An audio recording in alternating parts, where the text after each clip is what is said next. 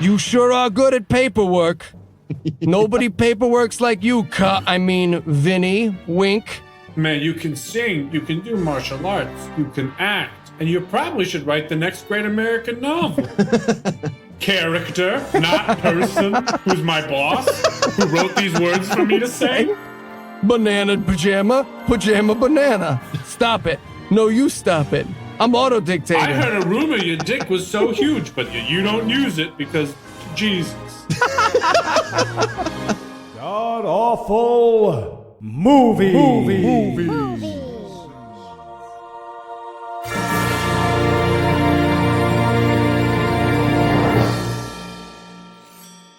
Welcome back to God Awful Movies, where each week we watch another terrible movie so you don't have to, except for this week, because we happen to find the greatest movie in all of history. Get excited. I'm Heath Enright, and with Noah doing some birthday celebrating, you'll have to deal with me as host today. Sorry about that. And sitting about 700 miles to my left, somewhere in New Jersey, is the kid who your mom makes you be friends with, Eli Bosnick. Eli, how's it going, buddy? I'm fantastic, Heath. I'm also in charge because Noah's dead. Just dibs in that right now. Throwing that out there. That seems like a bad idea. And sitting about the same distance away, somewhere in the beautiful city of New York, where Eli once lived back when he had dreams and aspirations, is repeat guest masochist and our most requested guest, Devin Heater. Devin, welcome back to the show. Thanks so much. I didn't realize I was the most requested guest. It's almost as if I wrote that in. That's official. You guys weren't paying attention. And we love him. That's canon now. That's canon. That's true. You tell all your other guests to get fucked. I'm sorry. How many people requested you? 0? That's right. Get out. Having Devin again. Excellent. We'll just get fucked. We'll play that audio right in at the beginning every time we have a new guest. That'll be fun. Love it. Right. All right. So tell us, Devin, what are we going to be breaking down today? We watched The Riot, the story of Risk Control, the musical. Yes, we did. It's a musical. That's right. And Eli, how bad was Risk Control, the musical?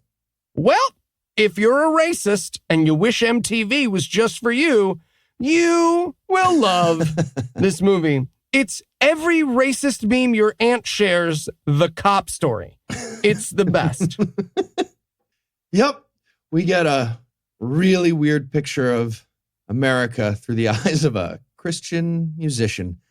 And by the way, the Christian musician I'm talking about is a person named Carmen. Just Carmen. Just Carmen. And this is his vanity project where he does a bunch of music, and he's a karate expert, and he's a police officer who wins against minorities. Is that the basic that idea? Seems to be the plot. Yeah, You're playing fast and loose with the term expert there.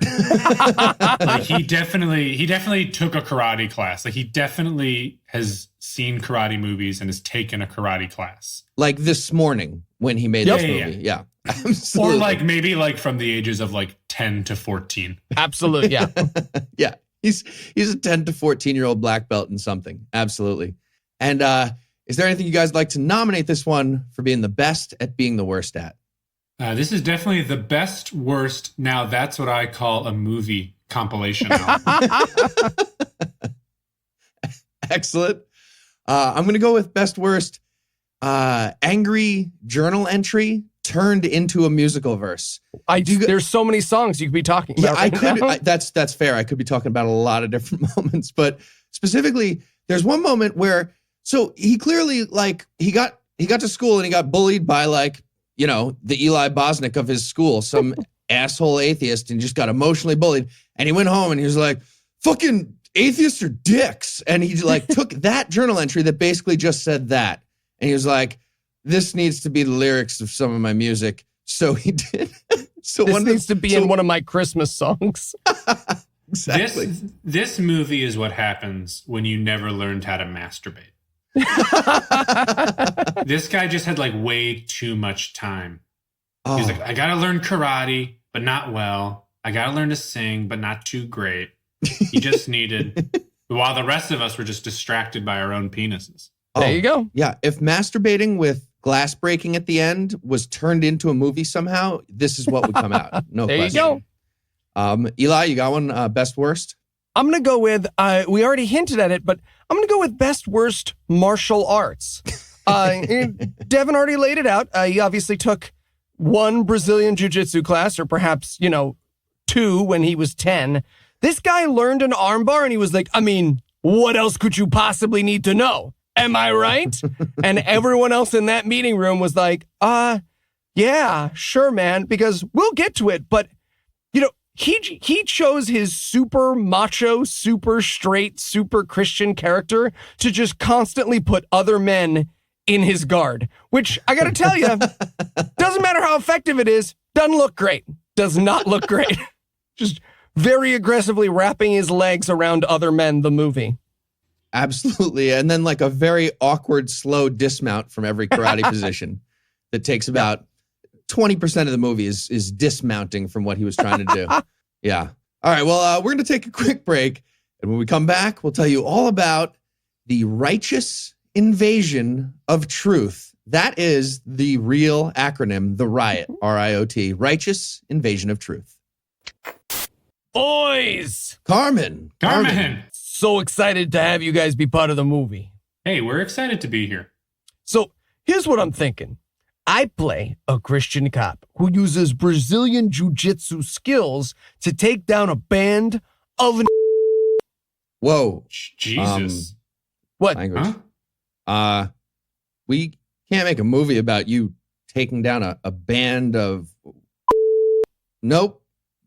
You can't. Yeah, stop. You can't say that don't word say in that. public. Okay. You can't. All right. I get it. What if they're gang members who followed me into the suburbs because they use rehabilitation programs to find new spots to commit crimes?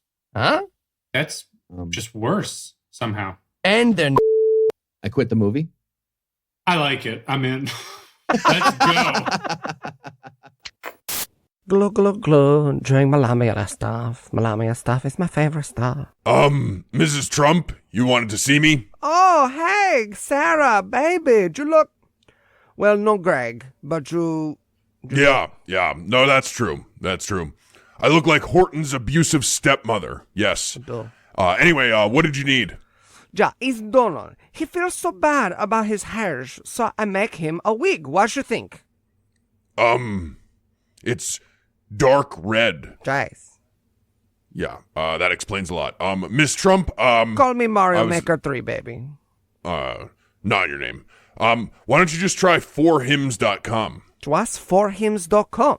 4hims.com is a one-stop shop for hair loss, skin care, and sexual wellness for men. Oh, so you mean they sell the pills for the... Hims connects you with real doctors and medical-grade solutions to treat hair loss. Oh, like what Donald friend Mr. Jones said. He come over the other day, and he said he have special helmet, but it was an Amazon box. Nope. And he would not take it off. Melania. No. 4hims.com offers well-known generic equivalents to name-brand prescriptions to help you keep your hair. Or to make your penis harsh. Right. So no snake oil pills or gas station counter supplements. These are prescription solutions backed by science. I don't know, Sarah Huckabee Sanders. Donald doesn't like science. Also, this all seems a little, Guater John Hanger, you know? No idea what you just said. Like a Jonawar. You don't want people to What? say, oh, he cracked a Romani bone, right? Yeah, still nothing. No idea. But look, we're talking no waiting room, no awkward in-person doctor visits, and you'll save hours by going to 4hims.com. Executive time. Exactly. And if you want to order now, God Awful Movies listeners get a trial month of 4hims for just $5 today, right now, while supplies last. See website for full details. This would cost hundreds if you went to the doctor or a pharmacy.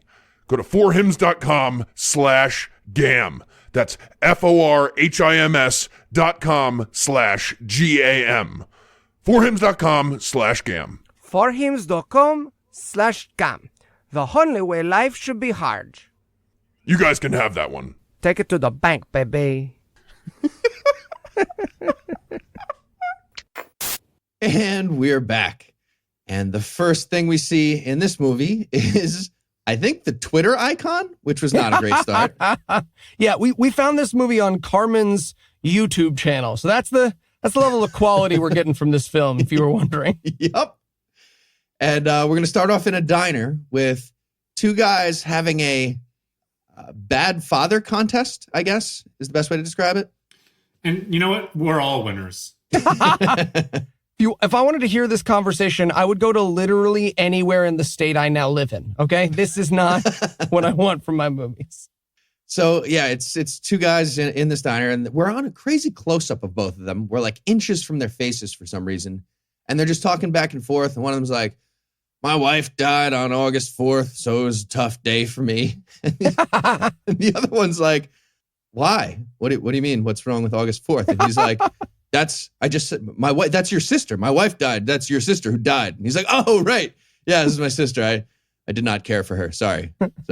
I completely missed that his wife was his sister.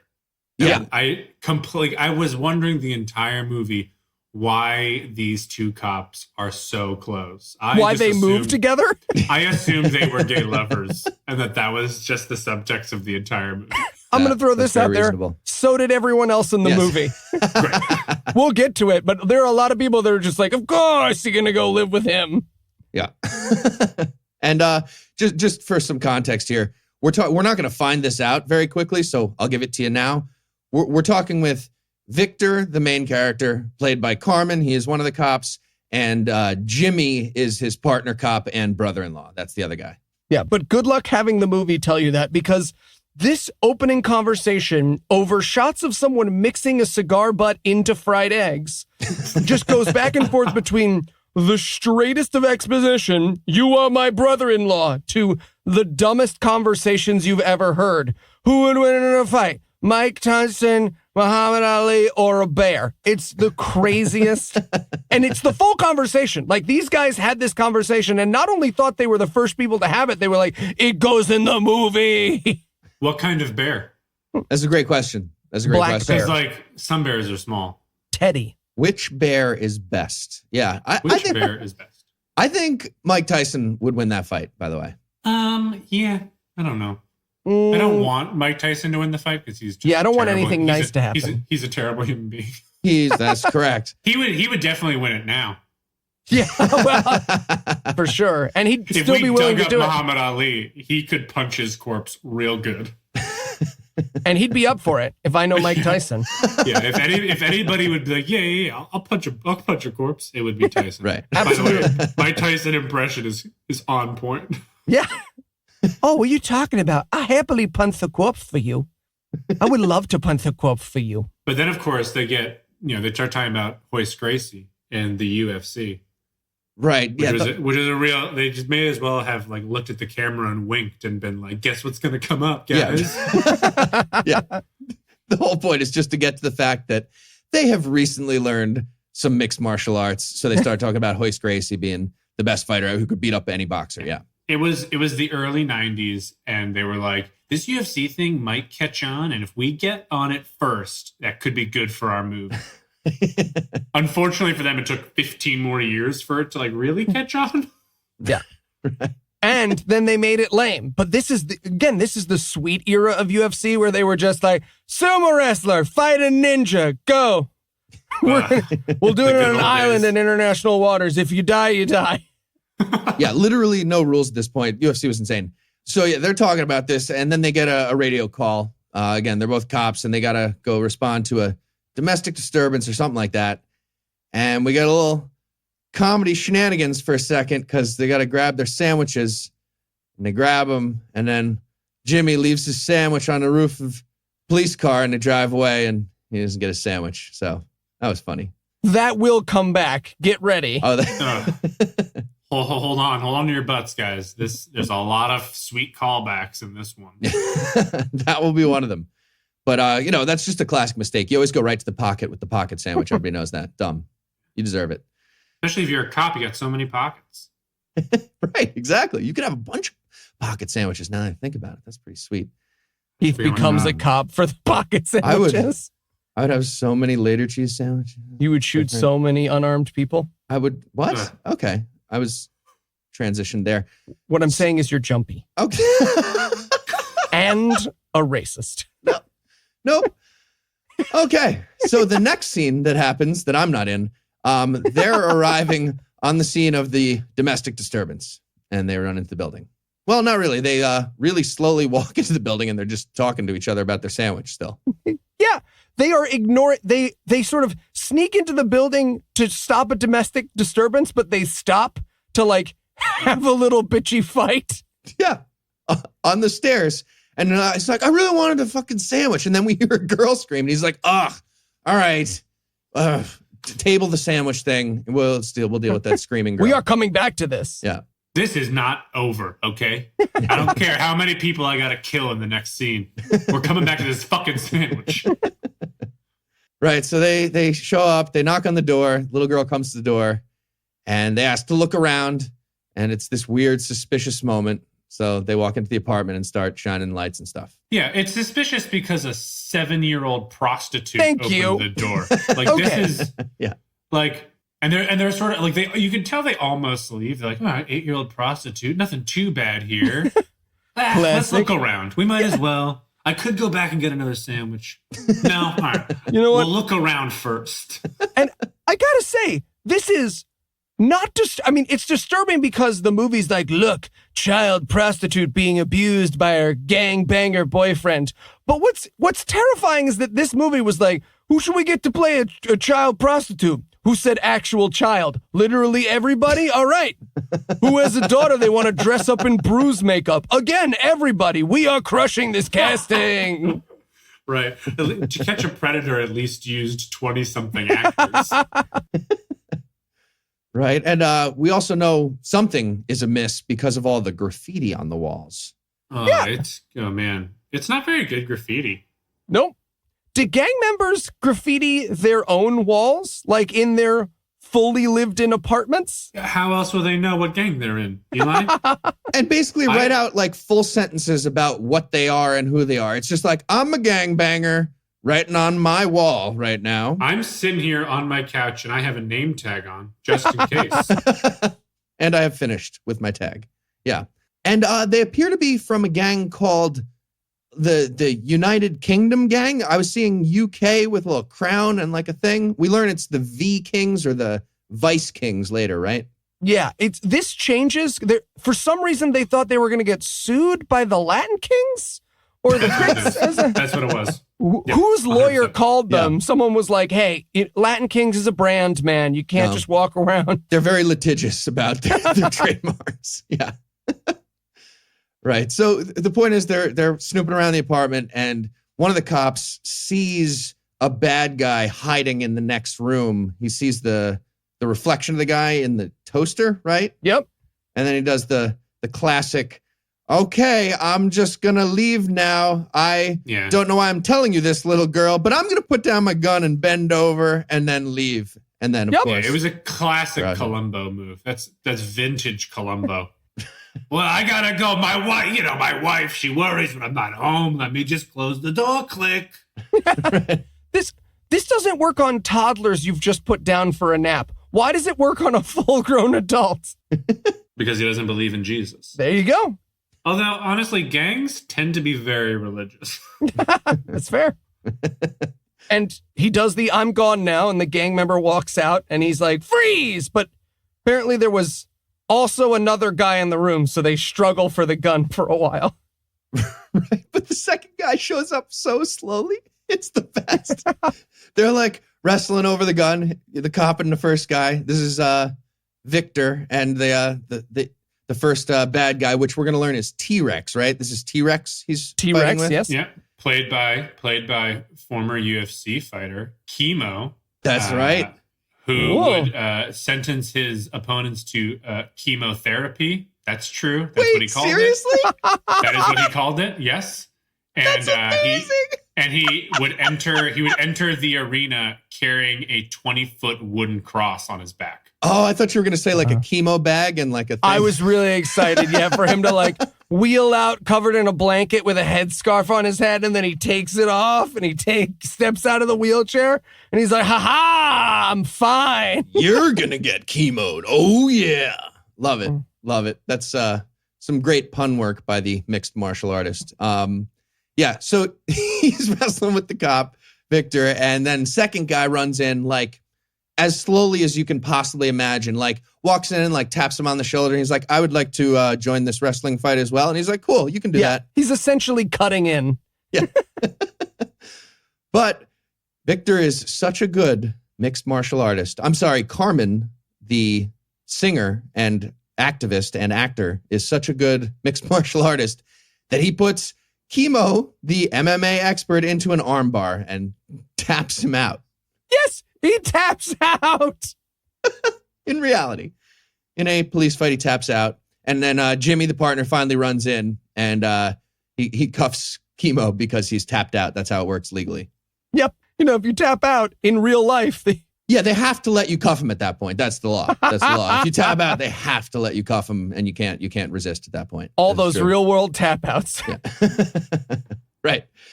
So now the second bad guy starts running away. He goes down the fire escape and into an alley, and the cops have to pursue. He literally hides behind a box. Yeah. That's one of the best moments in the movie. Yeah. Yep. Yeah. Like he goes to the alley and he sees a police car coming and he's like, oh shit, cops. I'm just going to hide in this mannequin scene of gang members in this alley so they won't know what to do.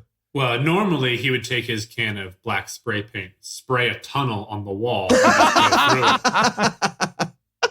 But he forgot his spray paint because he had to leave in a hurry. So right. he just stopped moving and no one could see him. Cop car just drives into it. Oh, I didn't think this out. I should have put it not in front of me. I got to put it to the side of me. Now I'm run over. Box. So he hides from the cops for a second and then runs away. And Officer Victor is pursuing, and he finally catches him in a second alley. And they go into martial arts fight number 2. So he has the triangle choke locked up on the wrong side. So all he's really doing here is just wrapping his thighs around this guy's head. That is 100% all he is. Which is what the move is. This is a sexual move now, fine. Not a martial arts move. 100%. Yeah, no. He's got to be all the way on the other side of his body. Yeah. That's fine. Listen. Which is not everyone is as good at Brazilian Jiu-Jitsu as I am. So. And what's amazing is at some point, Carmen looked at dailies and some real person, right? Not a Christian, someone who knows how to operate a camera, right? Because this movie is relatively competently shot, was like, hey, Carmen, take a quick look at this. So in this scene, I don't know if you were going for it, but you could see you wrap your thighs around your enemy's face and just leave them there for like 20 minutes. For a while, yeah. Did you want that to be in your movie? Yes. Did you get the extended cut where I took my pants off? I Just did. email that one to cut that out, but email it to me. Okay. Yeah, that's must have happened at some point. Yep. And then he armbars. Oh, wait, sorry. Before he armbars him again, we see Jimmy. Jimmy goes up to the other cops, the backup, and he's like, he's right behind us. He just radioed in. Yeah, also, like, there are always other cops, like, in the next room every time these guys get in trouble. Like, there is no downtime between, oh boy, shit's really hitting the fan, and all of the other cops showing up, which is amazing logistics on the part of the explode through Chicago ceilings Police Department. Attached to anvils and parachutes. Yeah, it's the best. They're out However, of they nowhere. don't do anything. They are really just there to watch Carmen's character. They clean up afterwards. Yeah. They basically, at this moment, Jimmy shows up and just watches Carmen wrestle around with this guy for a while, just as they name moves. He's just like, parry block, spin move, side guard, full guard. And then finally, we get the triangle choke. And then they do the 20-minute dismount of the submission hold again. And then they both pull a gun at the same time because now he's let this guy go. I guess he didn't tap out at this point, so he's allowed to pull his gun. And he pulls his gun, and Victor pulls his gun. And they have a little standoff, and we don't know what's going to happen because we cut away immediately. And correct me if I'm wrong, we cut to, this was confusing, a factory that produces steam as their product. Yeah, I said they make thought- flashes of light.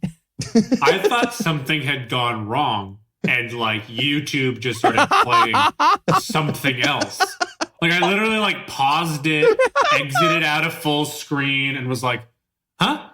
No. Because I watch a lot of shitty 80s and early 90s music videos. Got it. Because I think they're funny. So like this is absolutely something that would randomly show up on my YouTube.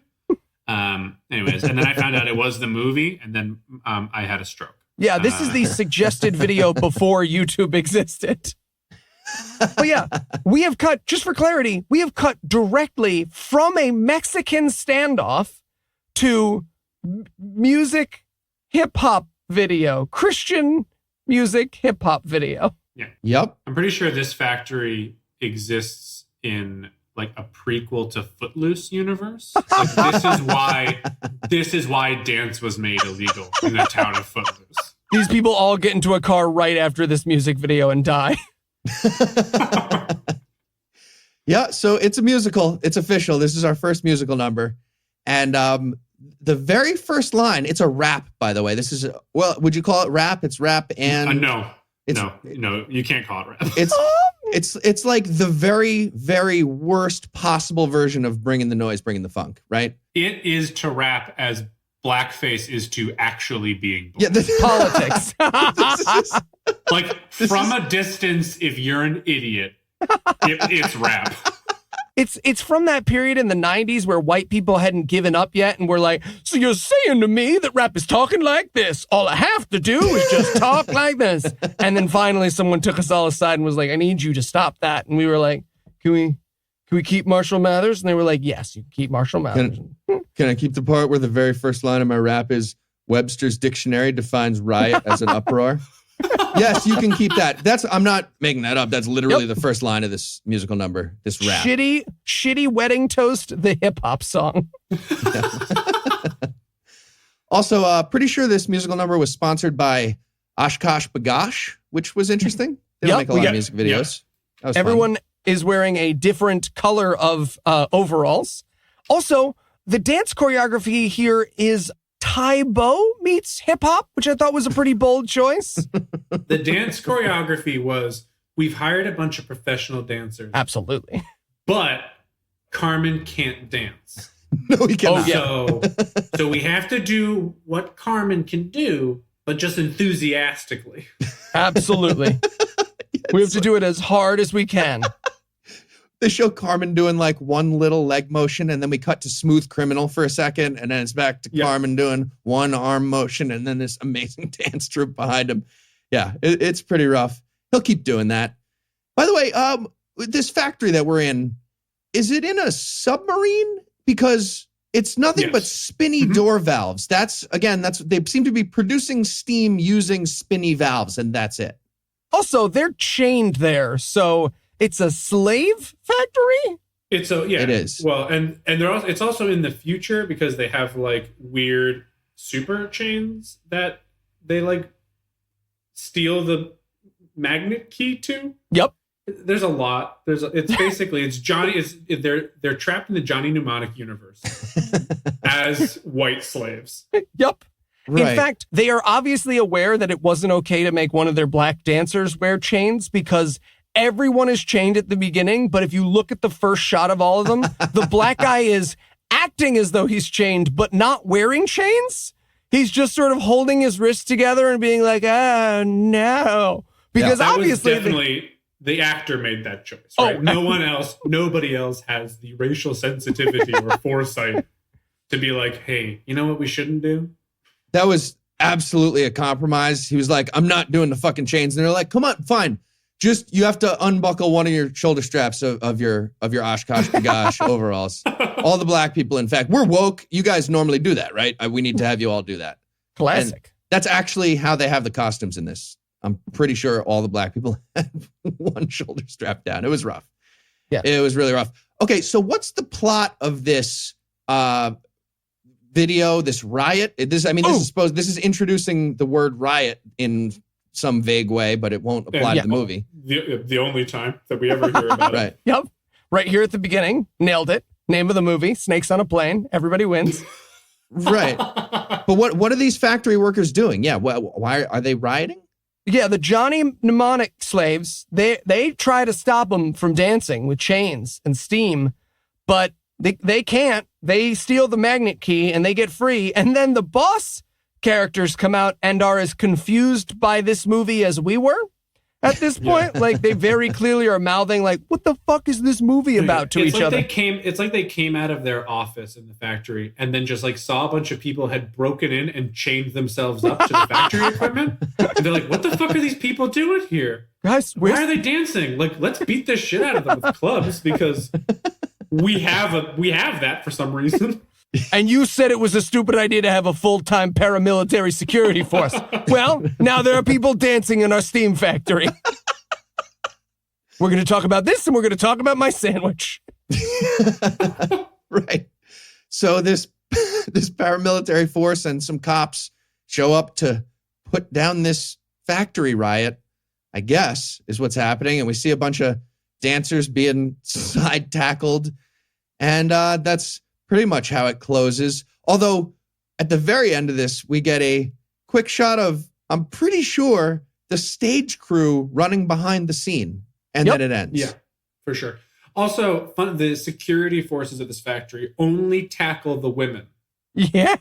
So there's like 3 women and they like beat the shit out of the 3 women. But then they see everybody else dancing. Carmen up front doing the Macarena because it's the only dance he knows. And they're like intimidated and terrified. And then the cops come and rescue the rioters, which is not traditionally how that works. Yeah. Traditionally, when the cops show up at your riot, it just got worse for the rioters. Right. But in this case, they're on the rioters' side. Yeah. They bust in and the rioters, I guess, were like, no, we are the good guys. And then they're like, oh, shit, okay. And then we watch them arresting the bosses. And they lead him out in cuffs. Yeah, that's the end of that. This is Carmen's music video response to "Fuck the Police." Yeah, yeah. So, now that we know what's happening in music video universe, we're back with the cops from the beginning, and Victor and the bad guy were at that standoff, and they just shot each other. That's what we find out. Yeah, and I just wrote in my notes here, maybe they both killed themselves because they saw that music video. I thought that the music video was this guy's life flashing before his eyes. It wasn't, but I think that yes. God, I spent so much time inside that steam factory. Right. But yeah, him and his brother have a really tender, really touchy "Are you okay?" moment. Oh, right. Yeah. So Victor just got shot, but he got saved by the Kevlar vest, but he's down. And Jimmy, his brother-in-law and cop partner, is like, oh, are you okay? You okay? And he's like, no, I'm fine. Maybe help out the guy I shot. He's right there. And Jimmy's like, no, I will not. It's the best. I wanted so bad. I wanted Chemo to be fine and still armed and just roll over and just fucking waste Jimmy and be like, no, you have to check on me because I shot a cop. You have to make sure that. Come on. It's just common sense here. You should make sure that I'm out. He literally is like, did I just murder him? And he's like, don't worry about it. He's not white. That's might as well be what Jimmy says. You're a cop. You'll get away with it. This is Chicago. Nobody gives a shit. You're the main character. Don't worry. Right. So now the ambulance is here and all the cops that are in the very next room are here. And I wanted to murder this EMT so bad. This EMT's hands are covered in blood. The blood of a drug dealing, like, heroin addict. And he just keeps touching his neck. Constantly. Without stop. And he's like, yeah, you shot him right here in the neck. His neck right here. See where my glove is touching my neck and the fingerprints of the blood? That's where it was. Let me put these fingers in my mouth. Yep, that's blood. That came from his neck when you shot him. Oh my gosh, is that 7-layer bean dip? Excuse me, I'm gonna go masturbate now with this bloody glove. I'm gonna rub my face along the bean dip and slide it along your face if that's okay. That is okay. I was hoping you would do exactly that. Excellent. We're making a lot of contact with each other.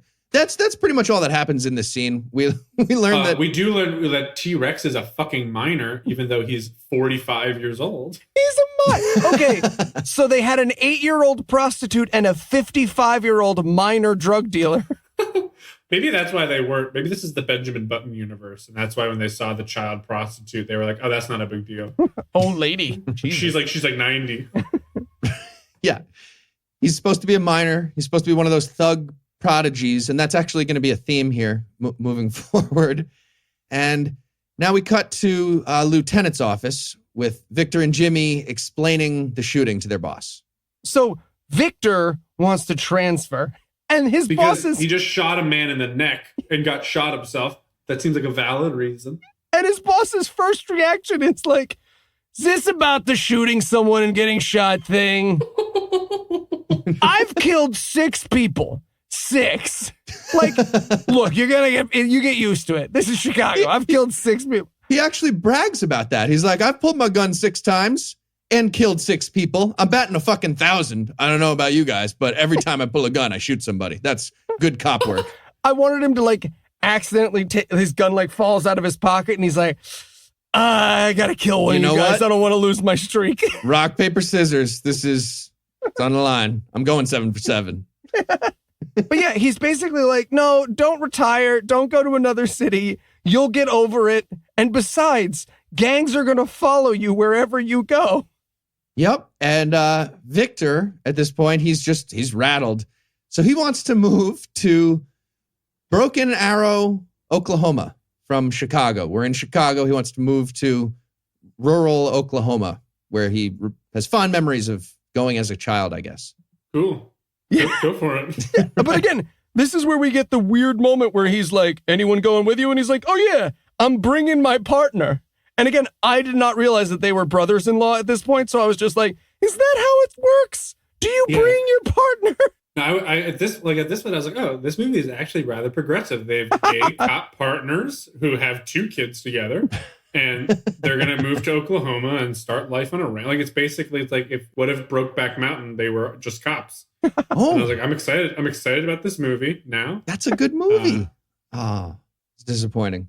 It's very disappointing. I'm writing that. All right, put it together. Lethal Weapon meets Brokeback Mountain. I think it'll be great. And again, as sort of a last-ditch effort towards the end of the scene, the captain's like, look, you remember when your wife died? That was rough.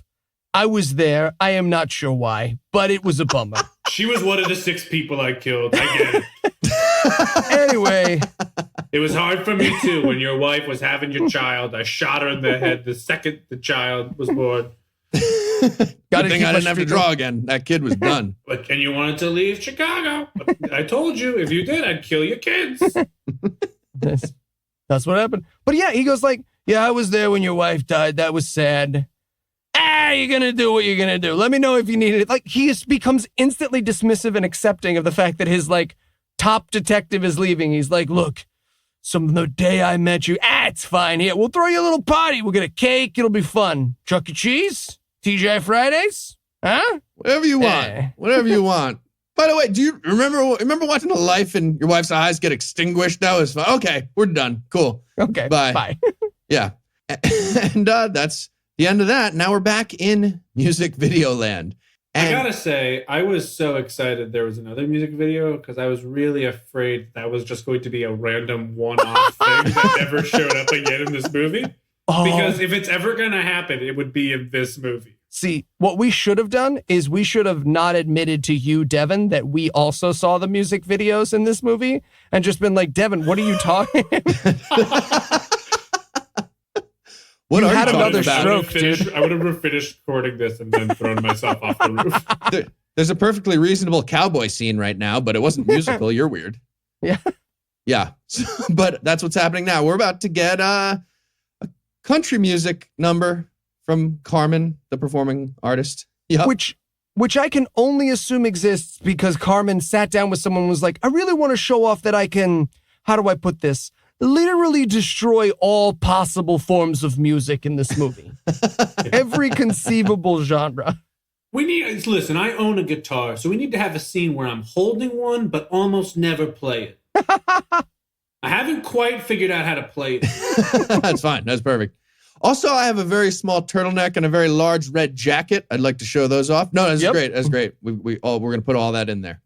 So, I mean, I described it as a country music thing, but did they also have some white guy reggae built in for some reason? They did. They break that down. We're going to get the full white guy reggae later, but yeah, there is a reggae breakdown in the middle of this country music song.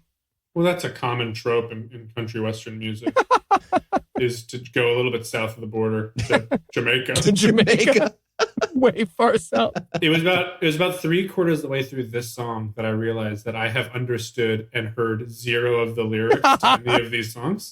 Oh, yeah. It's all just Christian noise.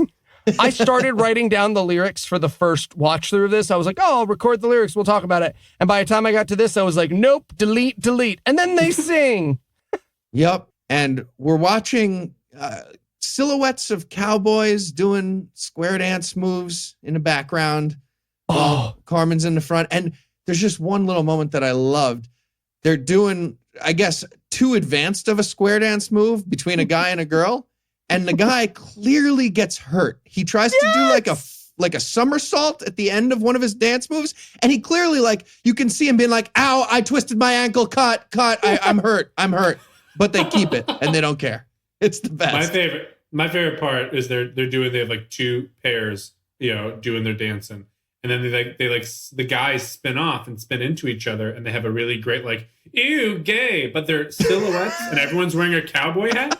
So like there's no way we as the audience were like really supposed to catch that was a joke. Yeah. Which is convenient because it's not a good joke. Yeah. And then they replay the injury. They don't just keep the injury, they replay the shot of the injury. They use the same footage, 100%. Or some other guy had the exact same injury happen. They were like, all right, Steve, you try it because fucking Dave broke his ankle. That was ridiculous. It's a really easy my move. ankle. And then Steve was like, I did the same thing. It hurts a lot. And they kept that too. Yeah. It was the Wilhelm scream of this. Yep. And they just slowly taper out of this musical number. They don't really end it. It's just kind of winding down and then done. Yeah, he obviously doesn't know how to, because he did this with the other one too. He doesn't know how to end songs, so they just sort of like play a little bit of the background music and all the dancers sort of nod at each other like, you didn't give us anything else to do here. And then then it cuts back to the main plot again. Yep. So now it's 6 years later and we're in Broken Arrow, Oklahoma. Very exciting. Question, can you just be a cop in a different place? Is that how cops work? Almost certainly not. I think it's like TGI Fridays. You just apply for a transfer and they set you up. Yeah. I see. It's like a substitute teacher. You just come in and you're like, I'm a geometry teacher today, everybody. Yep. Homicide detective. Yeah. And this is my partner and brother-in-law. You have to put us together. Yeah. So they're in Oklahoma and they're partner cops. This whole little scene is just to like introduce how silly Oklahoma is because they're dealing with an old lady who insists that mole men are in her backyard. I bet that never comes back. Oh. Yep. And the other great little Oklahoma bit is they have to leave the lady with the mole men quickly because they get a radio call that something's gone wrong at the local bar. And they show up and somebody named Bubba's in there just breaking everything because he's drunk. Yep. Bubba. And then the doors open and Bubba is a bull. What? I thought it was a person who drank too much. No. That's comedy gold. He's a cow. Can you imagine they fit tequila, a bull? What? I want to see how that scene got started. Hey, everybody, look. It's Bubba. Bubba's Yay! here. Right? I'm sorry, is that a cow in this bar? That ain't no cow, man. That's a bull. That's right. Right, sorry, obviously. And you brought him into the bar because... What? Bull can't have a drink now?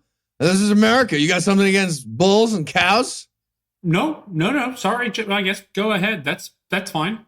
No. You know what? Hey, Bubba, let's get out of here. We don't have to share a bar with bigots who don't want to be in the same room with you.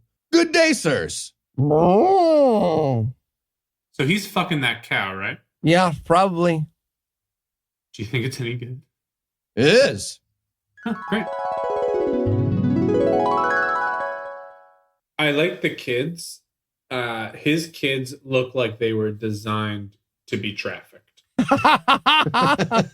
You know what? If I saw those kids walking down the street, I'd be like, I guess I got to kidnap these kids and sell them to somebody. I got to buy that one. Got to traffic these children to a Saudi prince. You guys want to give a hand job to Robert Kraft, or how you feeling?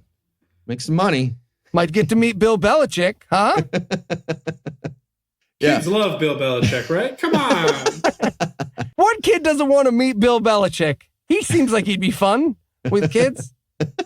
If you would let Bill Belichick babysit your children, please call this number. Sadly, it wasn't Belichick, it was Kraft. But yeah, I wouldn't be surprised. Hidden camera-wise, Belichick, he knows what he's doing. But, yeah, he would figure it out, though. He'd figure out a way to get away with it, and then they'd have to change the child sexual assault laws. They'd be like, no, it's crazy. He actually figured it out that if you fire a kid out of a cannon and you're thrusting at the same time, it's technically... But from now on, he can't do that. He had cameras on the police station, and he saw us doing our signs from when we would show up for the sting, and he saw the whole thing coming. We have to make a new rule about this or something. You can't just film in the police station secretly. Yeah. Point is, he gets to keep your son. I don't make the rules. Yes, you do. Yep. Okay. No, you're right. I do. But, from now on. Yeah. So, yeah. All right. Well, now it's firmly established that we're in Oklahoma because of all that comedy shenanigans.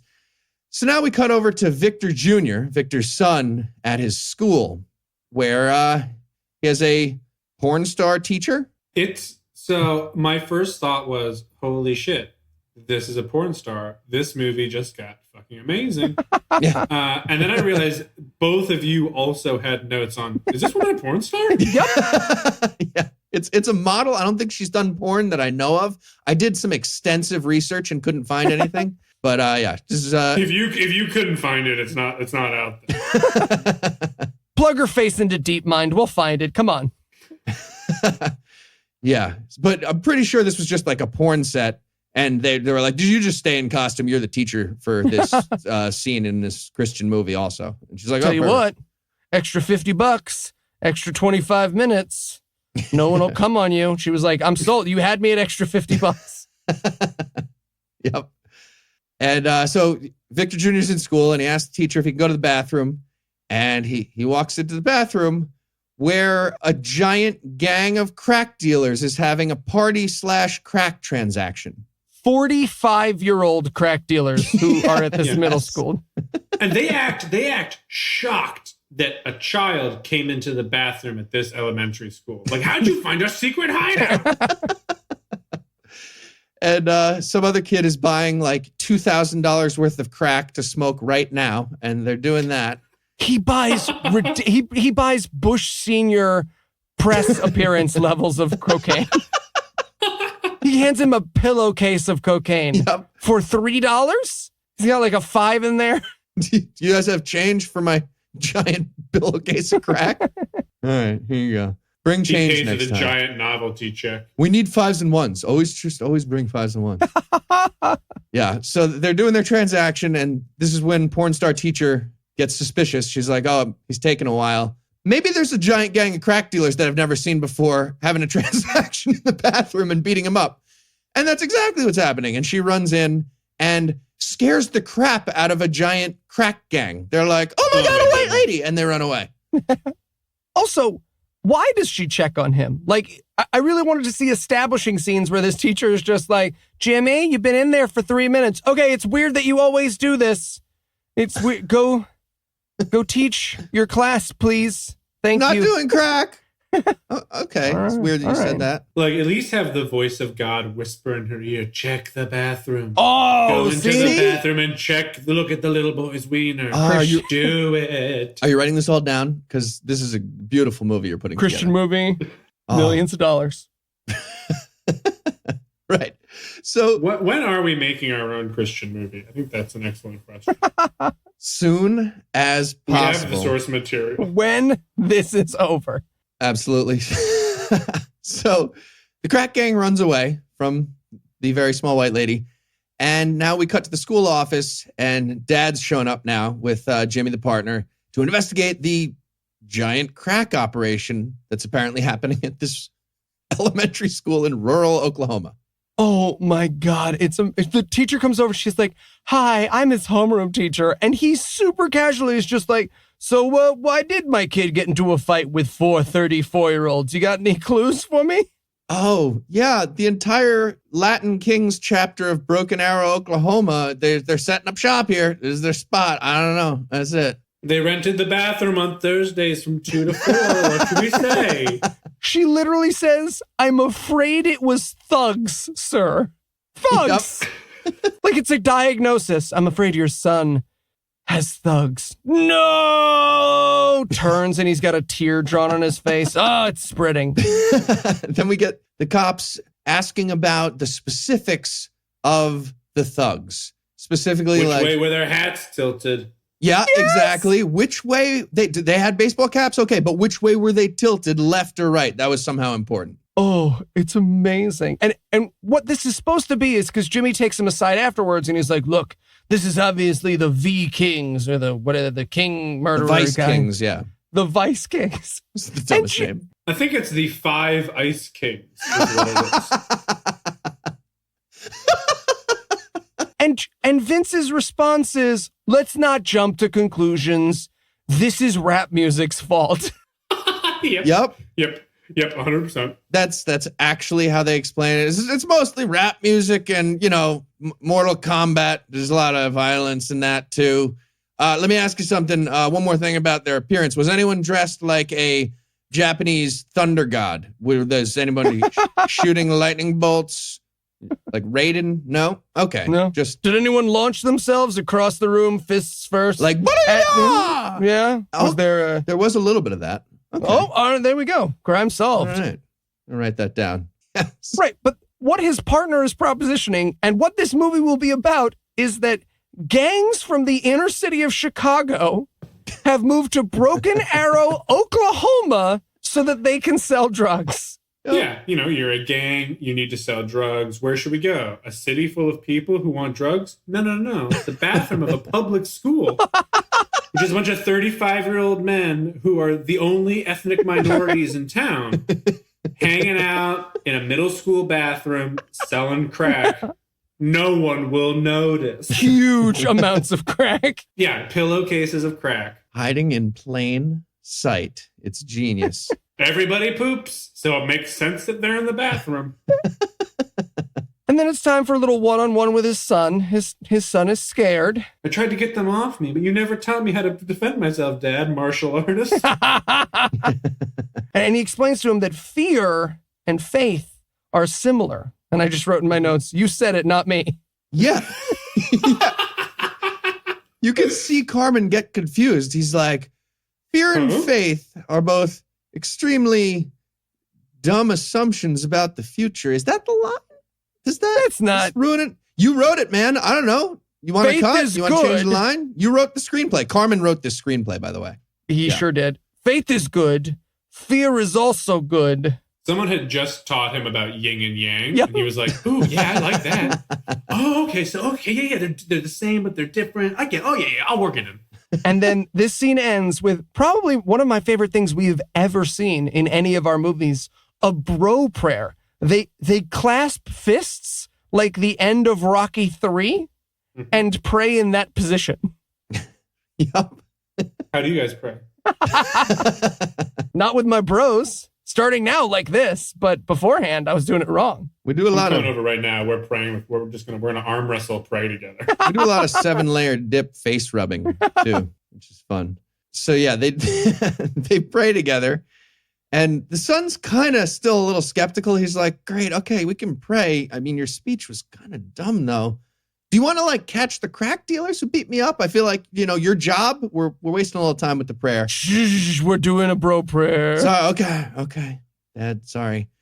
Yep. So we cut from there to an old-timey horror movie that I thought they dropped this in by accident, like Devin was talking about before. I was like, oh, the file's broken. We're in a black and white horror movie all of a sudden. But yeah, this turns out to be music video universe again. But we don't find out for a while because they don't break into music. We're just watching this. No, they don't sing for like a solid 10 minutes. And fun fact, this song has the worst possible lesson you could teach a child about scary things. Yeah. Correct me if I'm wrong here. The message that he sends is when something scary is happening, including one of his examples, an escaped murderer, you stand up, you throw your chest out, and you yell, "I'm a temple of the Holy Ghost." Yep. All of these ideas are from a pamphlet put out by Catholic priests. What to do if a pedophile approaches. I'm a vessel of the Holy Spirit. Yes, you are. Yes, you are. And you're safe now. A murderer's guide to not getting murdered. Trust me. Yeah, my notes here are just, I'm a temple of the Holy Chop. Yeah, right. I learned that alligators are atheists.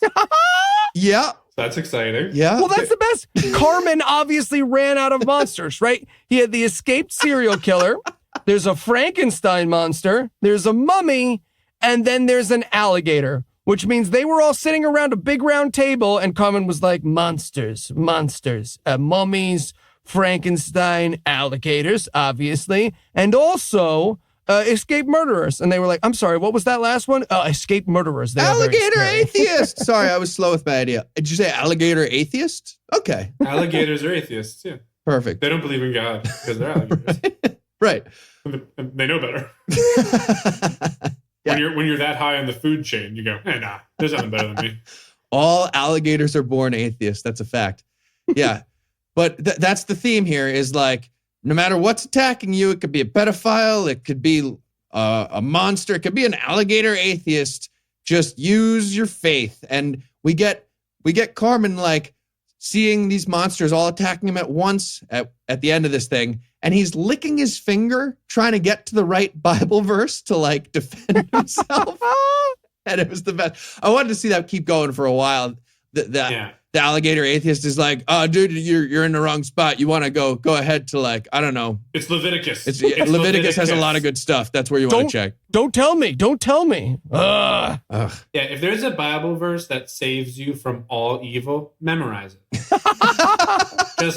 just take an afternoon and like really commit it to memory. Really put some time in. So that when you're about to be murdered, you don't have to go to the reference material. Dude, and that's an easy one. Like, dude, I'm a gay alligator. You know this one. You didn't memorize the Leviticus one about I'm a gay atheist alligator. This is easy. What if I lie down? He's wearing a bright purple suit this entire time. Yes, he is. Which is really amazing. Which is a hate crime. 100%. That thing is brutal. Yeah. So that slowly comes to a close too. He really just winds these down without endings almost every time.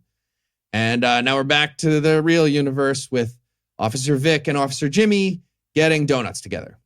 Yeah, like his kid was just assaulted by a bunch of drug dealers in a town where the only other crimes are the bull got drunk and the insane woman thinks that there's mole men in her backyard. Like his boss wasn't like, you know what, take the rest of the day off. Be with your child who is just the victim of a crime. You know what? I really love it if you guys would focus on the drug dealers thing. Now we got to go check out this mole man report. Sorry, we'll be back. Yeah. And so they show up on the scene to deal with the mole men again. And it's actually, the lady was right. There's some real stuff happening in her backyard, but it's actually gang members.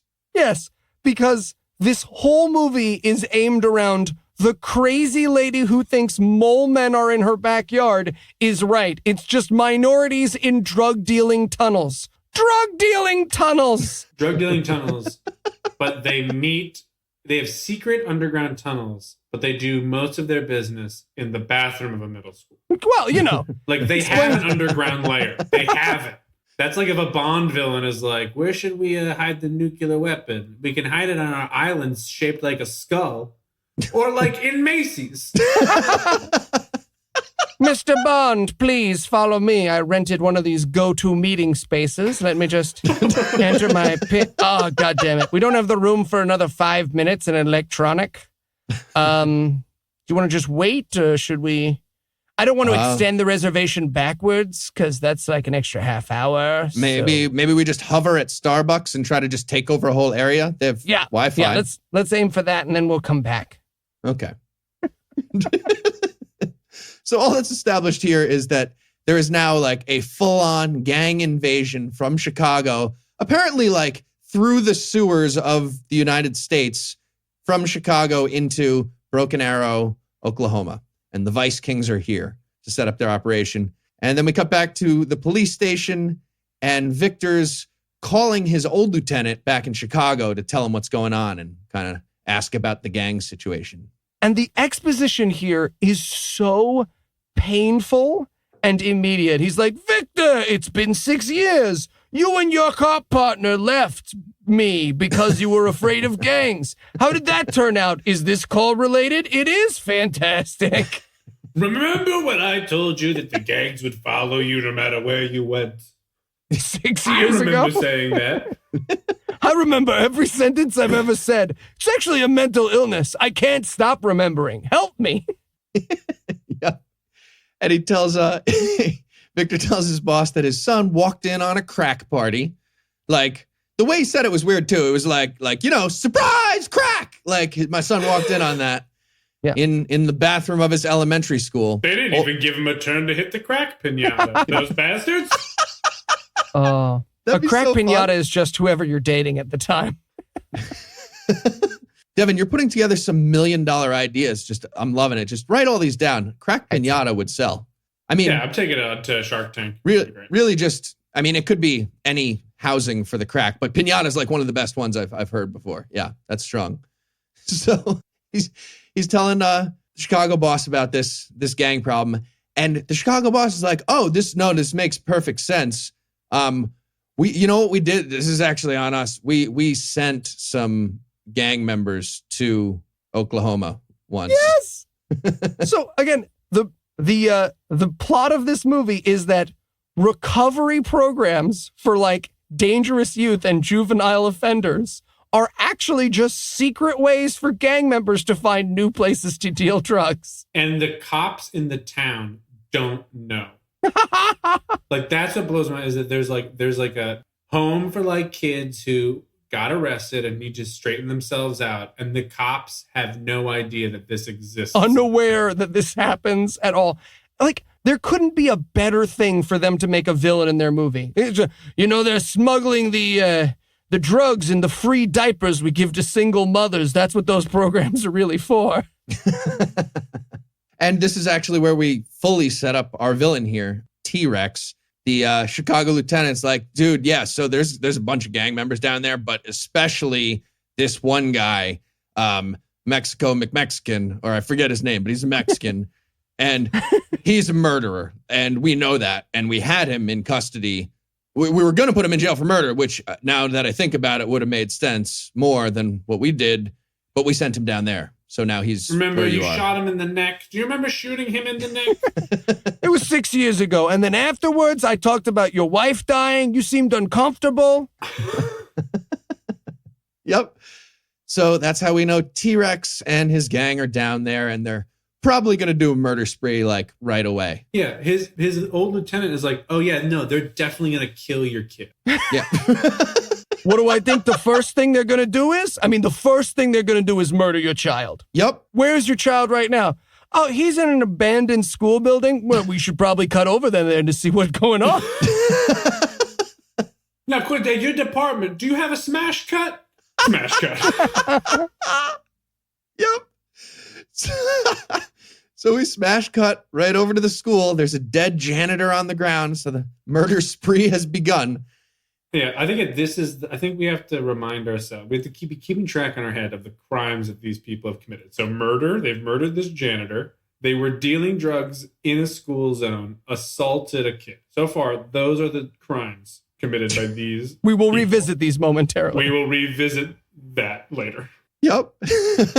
Check. So the gang's just standing in the hallway of this emptied out school in the middle of the night, wondering why any of their actions are happening. Yeah. And there's this amazing moment. So for some reason, the kid is going to school at night and he like exits the classroom. He's like, oh no, a bunch of adults. And they all surround him and they're like, we're going to teach you a lesson. But I don't know, Carmen was hitting on an AD or crying in the bathroom for jerking off or something. So he doesn't enter quickly. And you see these 4 grown adults be like, we're going to get you. Here we are. We have you now. We have promised violence. Start out with an Indian burn, I guess. Start small with some pinches. We're going to tickle you to the point where you don't like it anymore. Watch out. Eventually, I'm going to put this knife in your throat, but we're going to take babies. We're going to start with tickling, and we're going to move up to murder. Hopefully you'll also buy some crack from us. I feel like it's not a good sales strategy we're going with here, but you will buy crack later? Great. Okay. And when they stole this kid's jacket, he had in his pocket a schedule with everywhere he was going to be for the next week and the times. Because these gang members they didn't have to look far. They were like, oh, let's I guess we'll just go to the school at night. Kids are at school at night, right? That's where kids live. Schools. We saw him at school once. He's probably always there. My doctor says I lack object permanence. Where'd you go? Oh, it was just blinking. Sorry. And of course, the cops are in the next room or the next, schoolyard over. So they show up right now. Well, just Vic and Jimmy first. And they're here to save Vic Jr. And this is where Vic Jr. gets held at knife point. And this actor has the knife. He is holding it to the kid's neck like a gun. You know the scene where the bad guy has a gun pointed at the good guy's kid? That's what this guy chose to pantomime with a knife for this scene. He was like, I'll do it. I'm not convinced that it's not an emery board. I will stab your child in the ear. I will get rid of this wart if I have to. And he's pointing a gun at him. Like, you can shoot someone before they can stab. Yeah. Mexican standoffs don't work if only one of you has a gun. Right.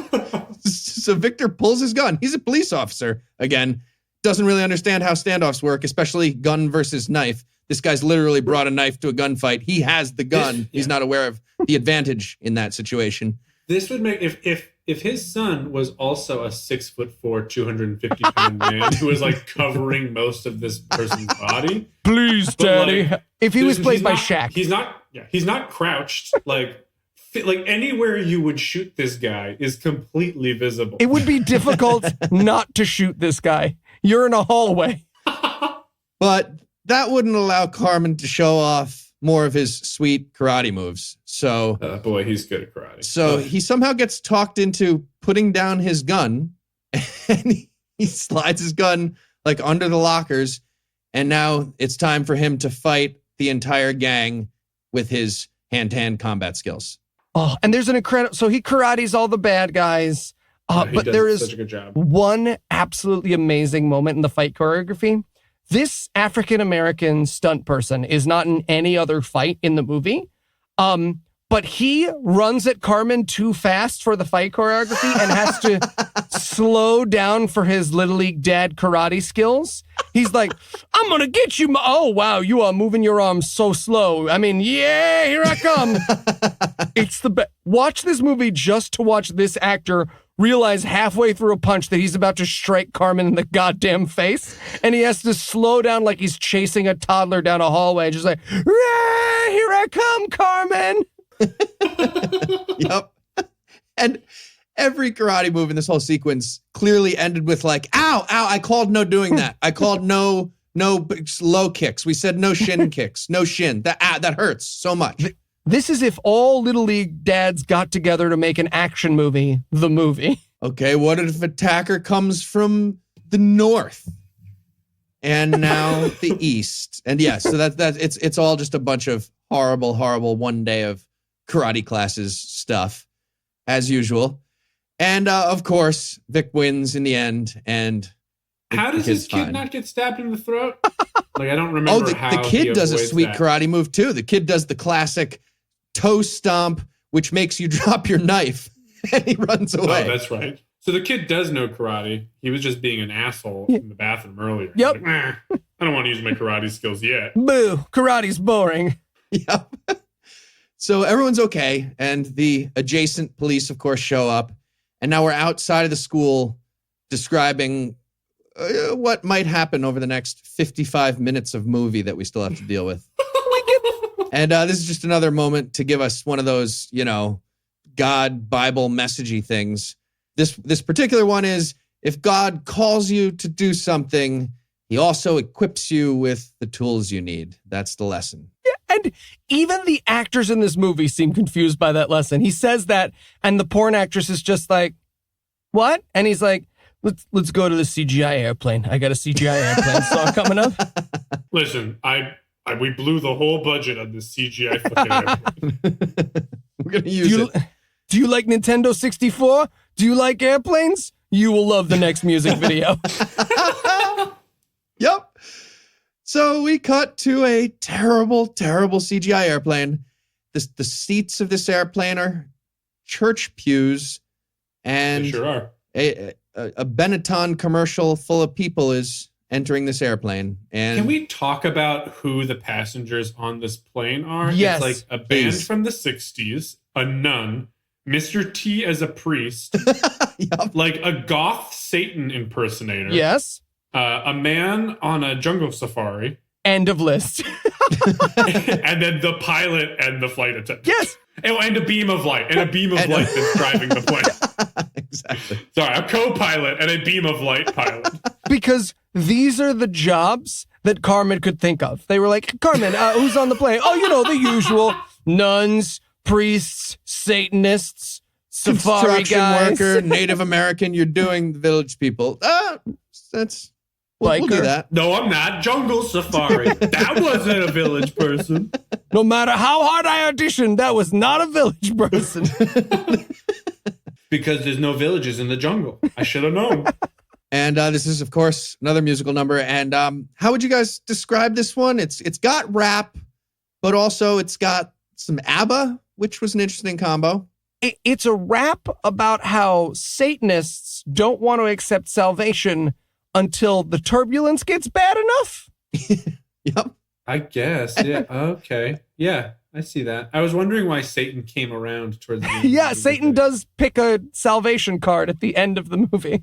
At the end of the music video. He is in row 666. He is. Even though I can very clearly see that there are only 7 rows. Right.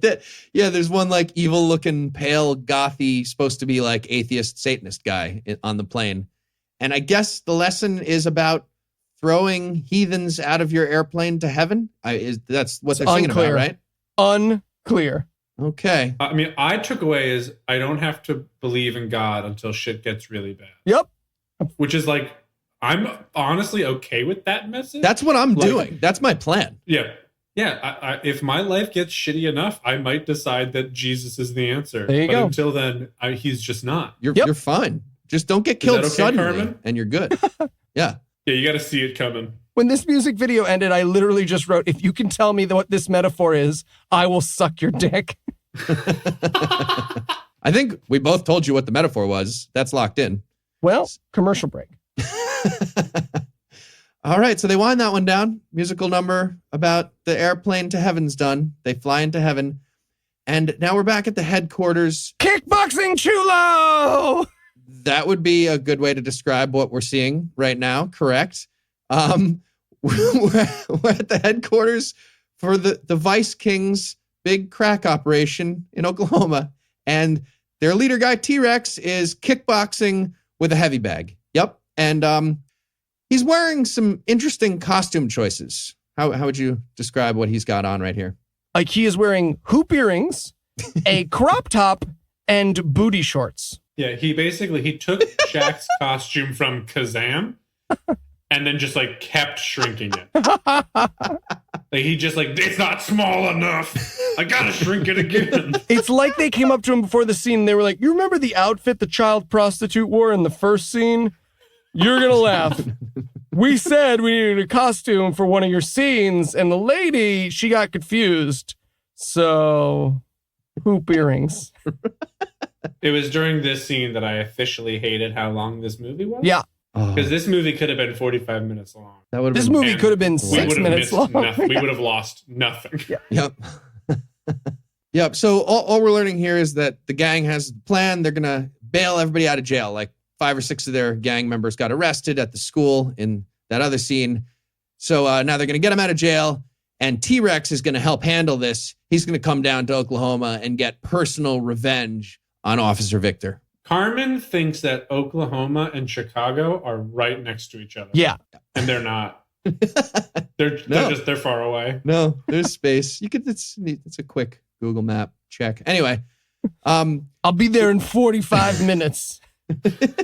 Really wanted that like 17-hour road trip from Chicago to Oklahoma. All right, gang members, I'm thinking of a thing. walking through the sewers. I feel like this is even longer than the drive. We're underground, but whatever. Yeah. So we got away from the gang HQ, and now we're back at the police station with Vic and Jimmy, and they're talking about the bust they made. We learned that paperwork sucks and that you should just kill people instead of arresting them. Again, this movie is just the avatar of your racist uncle. He's like, what's the deal with this? It takes me 10 minutes to bust some freak. It takes me 10 years to give them due process. Gay. Yep, that's the message here from the police officers that are the good guys in this movie. And then T-Rex shows up at the station. He's here to post bail. And he's perhaps dressed even more ridiculous and looking even more ridiculous than he was in the last scene. Yeah, now his beard is cut into equal rectangles. Yep. So do you want to talk a little about this bail situation? Yeah, so the bail is $600 for like 17 guys. All of them. Who, let's go over the list, who were selling crack at a school, assaulted a kid, then came back to kill the kid so he couldn't testify against him. Murdered a While janitor. doing that, attempted to murder a cop. Their bail for all of them is $600 total. It's group bail. And no, a judge goes, oh no, I'm going to hold you without bail because just common sense. Because you of that- tried to murder a child of a police officer who watched you try to do that? Probably not going to give you bail. Yeah. But again, Carmen seems to think that bail is like, you never go to jail. He's like, hey, they just walked out of here. That's not what bail is. Bail isn't just like, all right, $600 and you officially and legally did not do those crimes. Right. Yep. So $600 bail, and he's walking out. T-Rex is walking out with his whole gang with the group bail taken care of. And one of his gang members walks up to him and he's like, so we going to murder any of these cops later? Like that guy right there? Him? Should we murder him later? Or what are we doing? Yeah, definitely later, but let's speak about this loudly right here in the middle of this police station. But the guy wasn't suggesting later. He goes, you want to go get this fool? Like, let's go kill this police officer in the police station 30 seconds after we post bail. He's right there. Let me put this gun to my head first. Are you guys talking about me? I'm just the bail clerk. You want? Also, fucking bail clerk didn't give his buddy a call. Hey, you know that guy who tried to kill your kids? I'm letting him out on bail right now. Right now. At approximately $33 a person. And then we fast forward to a few hours later. We know that because they show us a wall clock moving. Oh my God. This movie's such a Mary Sue that one of the characters in it has to compliment how good his paperwork is. That's how great Carmen had to be in every aspect of this movie, is that they stop the movie so that this other character can go, wow, man, you sure are good at paperwork. Nobody paperworks like you, Vinny, wink. Man, you can sing, you can do martial arts, you can act, and you probably should write the next great American novel. Character, not person, who's my boss, who wrote these words for me to say. Banana pajama, pajama banana. Stop it. No, you stop it. I'm auto-dictating. I heard a rumor your dick was so huge, but you don't use it because Jesus. Did you guys see the motivational poster of a puppy going upstairs behind them in this scene? I want desperately to know what that motivational poster says, what motivation it gives us. I couldn't read it. And it made me very upset. I want to know which police officer brought that in and was like, so, gentlemen, it's with all those serial rapes, it's been kind of a downer week, but never stop stopping, huh? I thought we'd put this right here. A journey of 1,000 miles begins with a single step. I'm a full-grown adult who enforces the law. I'm a sheriff. This is an elected position. So, yeah, well, you know how there hasn't been a big band musical number yet? Don't worry. That's happening now. That's what's happening next. Get excited. Keith, sorry, I hate to interrupt. Does this musical number have a secret Nazi in it? Yes, it does. Okay, It does. great. Go ahead. Great. Go ahead. Yes, it fucking does. Great question. It fucking does. So you know how a lot of big band musical numbers don't have a secret Nazi in them at all? And they're sorely lacking? Yeah. A Where's Waldo level Nazi. They fixed that problem in this movie. So we're getting like a weird, Copacabana jazz singer thing going on. And Carmen this is one of the saddest things I've ever heard. The musical persona he chose for this number is Cleveland Dave. That's his name as a jazz singer here. And Boy, did I miss that. It's so I would rough. have turned the movie off if I had noticed Just that. a single Facebook message from Devin. Fuck you. He's from Chicago. Why couldn't they have called him Chicago Dave? That would have been infinitely less sad. Yep. Cleveland Dave. And Oh, my God. he's doing a song it's a list song. You know, list songs? Yeah, he's got a list of 7 things that the Old Testament tells you to do to worship. And he tells you at the beginning, here comes a list. Here's the table of contents at the beginning of my song. Here will be all the verses. And it takes forever. It's so slow, knowing especially. There are 7 things. They're all basically the same. Here we go. Yeah, he's listing, again, this is supposed to be Bible education, and he's listing all the different ways to praise God, except a bunch of these originally meant like, you got to sacrifice this, and you got to do this special prayer, you got to do that kind of special prayer, but Christians don't do any of that, so he just translates all of them into like hip hip hooray. He's like, then there is shachar, which means burn a calf on the 7th day, but we mean clap your hands. Confusing. If you love God and you know it, clap your hands. 99 gods of God. Okay, that's too slow. Yeah. And by the way, we described Carmen doing some of his dance moves in an earlier number. Oh, we get a little more of that in this one. At some point during like a rehearsal, Carmen yelled out like, "When does Carmen play the drums and tap dance in this number?" What? What? All right. Did you say play? Somebody said play the drums and tap dance. That's all right. I guess I could give it a try. Yeah. 2, 3. They 4. cut the scene. They wrapped. Everyone went home. Everyone got a frantic phone call at 1:30 a.m. We need to go back to shooting. I didn't play the drums. I didn't tap dance. Carmen, do you know how to play the drums or tap dance? I'll figure it out. Fuck up and get back on set. I'll figure it out by the time you get here. I promise you. His drum solo and his tap dance is so slow and sad. It is everyone's dad who has ever sat down to an expensive drum set and been like, is it a little like this? It was the chopsticks of playing. Yeah, exactly. Absolutely. And just one other detail on this scene. Devin, why don't you tell the folks at home what you noticed? Yeah, Devin, will you please lead us through this? You found the craziest thing that's ever happened. I'm watching this scene. I'm masturbating furiously. And at 10 minutes and 17 seconds into the second half of this YouTube thing, it just pans over the crowd at his concert. One of the guys is in a Nazi uniform. He is just in a Nazi uniform, watching the music, having an okay time, not a great time. not loving it. He's not loving it, but he's there. His girlfriend probably took him to it. And he's like, this wasn't as bad as I was worried it was going to be. You know, Yep. I'm having a drink. I've got my boot on the throat of this Jew. It's not so bad. Yep. I'm an aloof Nazi at this jazz show. Yep. Yeah. Oh, my goodness. The Nazi is having an okay. And again, they never acknowledge it in this movie. Nope. Full on wearing a Nazi armband. Swastika armband, 100%. 100%. I could not believe it when I went back to the moment. Devin's like, in the notes, actually wrote, 1017, I swear to God, there's a Nazi.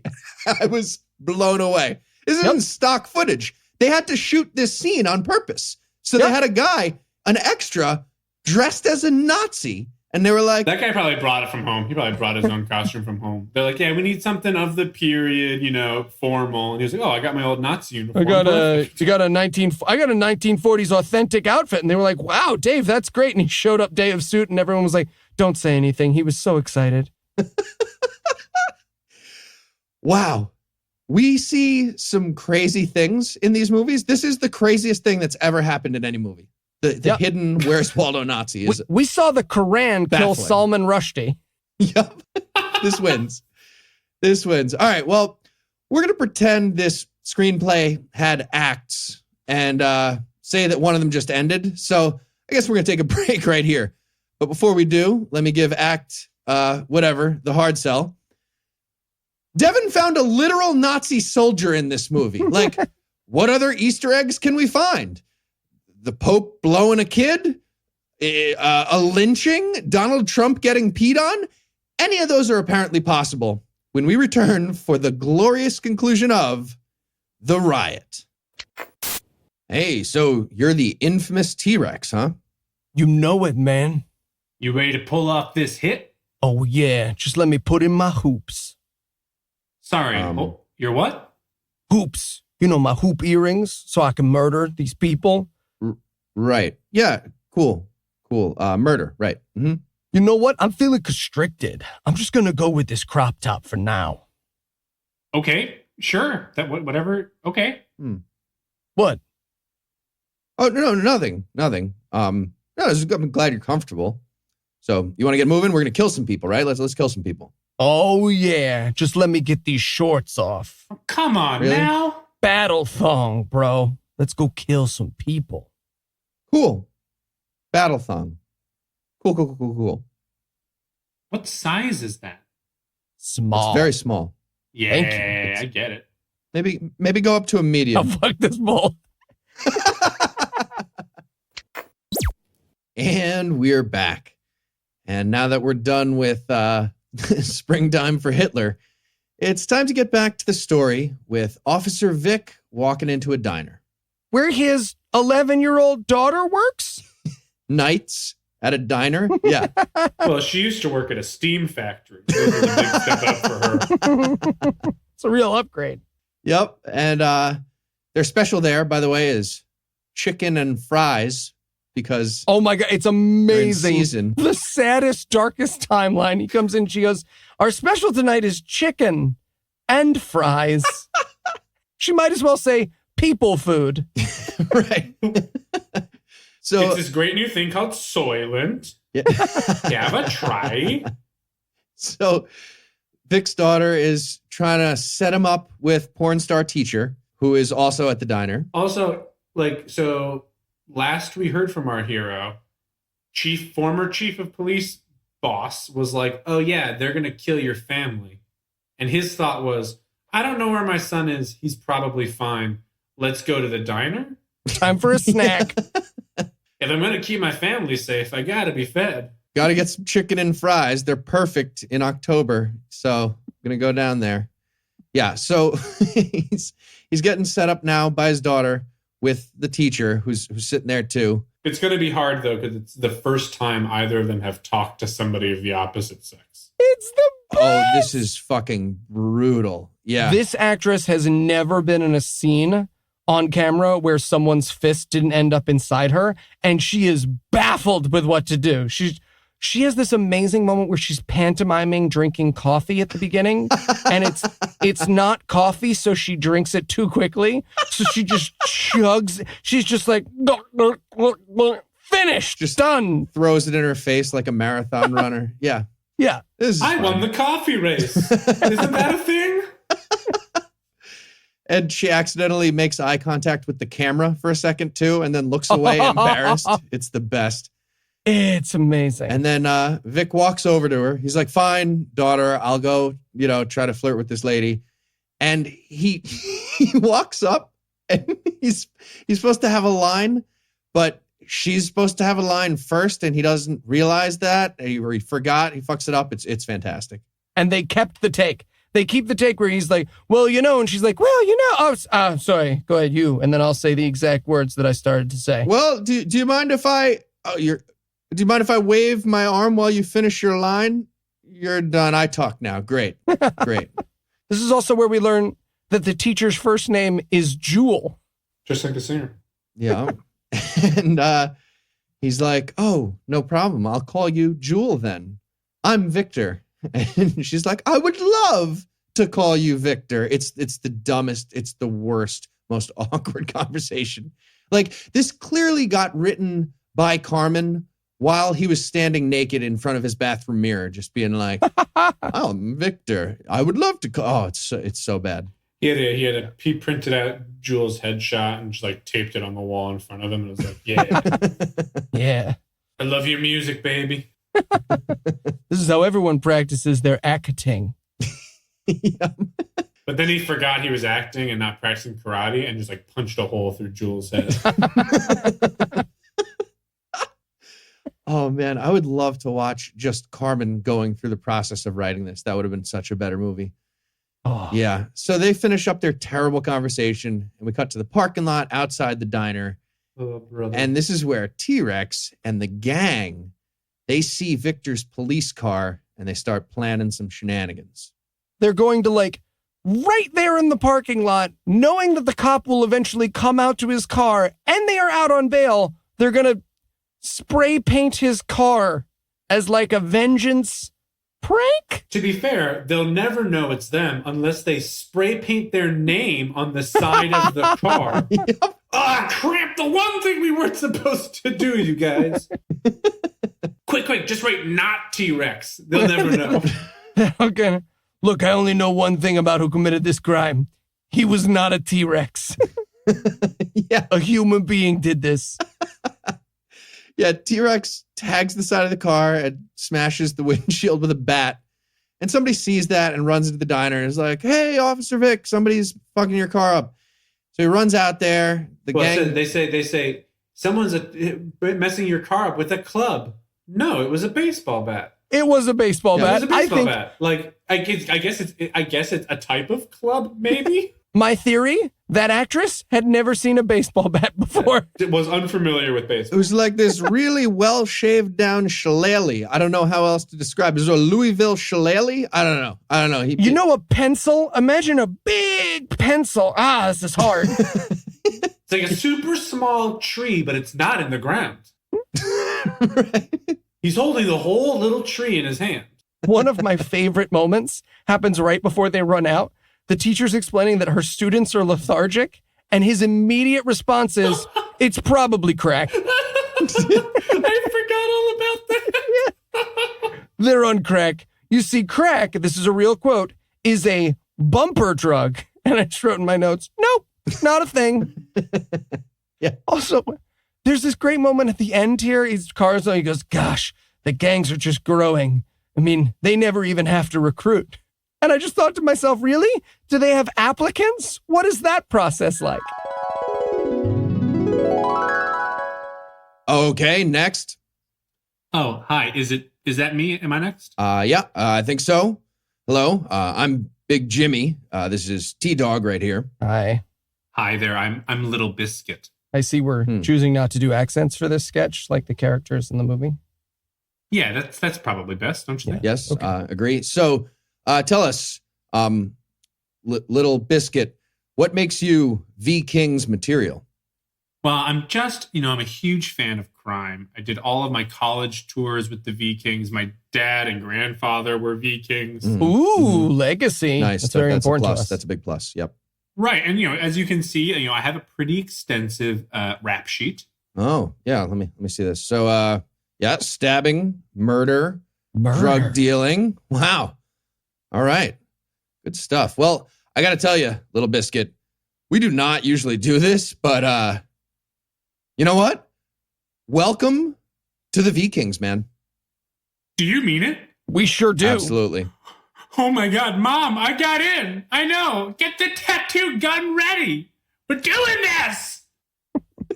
Now fuck this bull. Okay.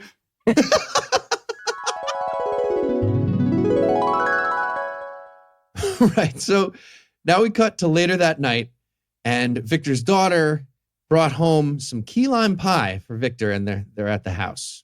From her job, she's 12. Yeah. Yeah. And, They pay me in pie, Dad. yeah. When I'm big, they'll give me money, but now they're just giving me pie. Yeah. Key lime. I mean, that sounded good. I got hungry at this moment.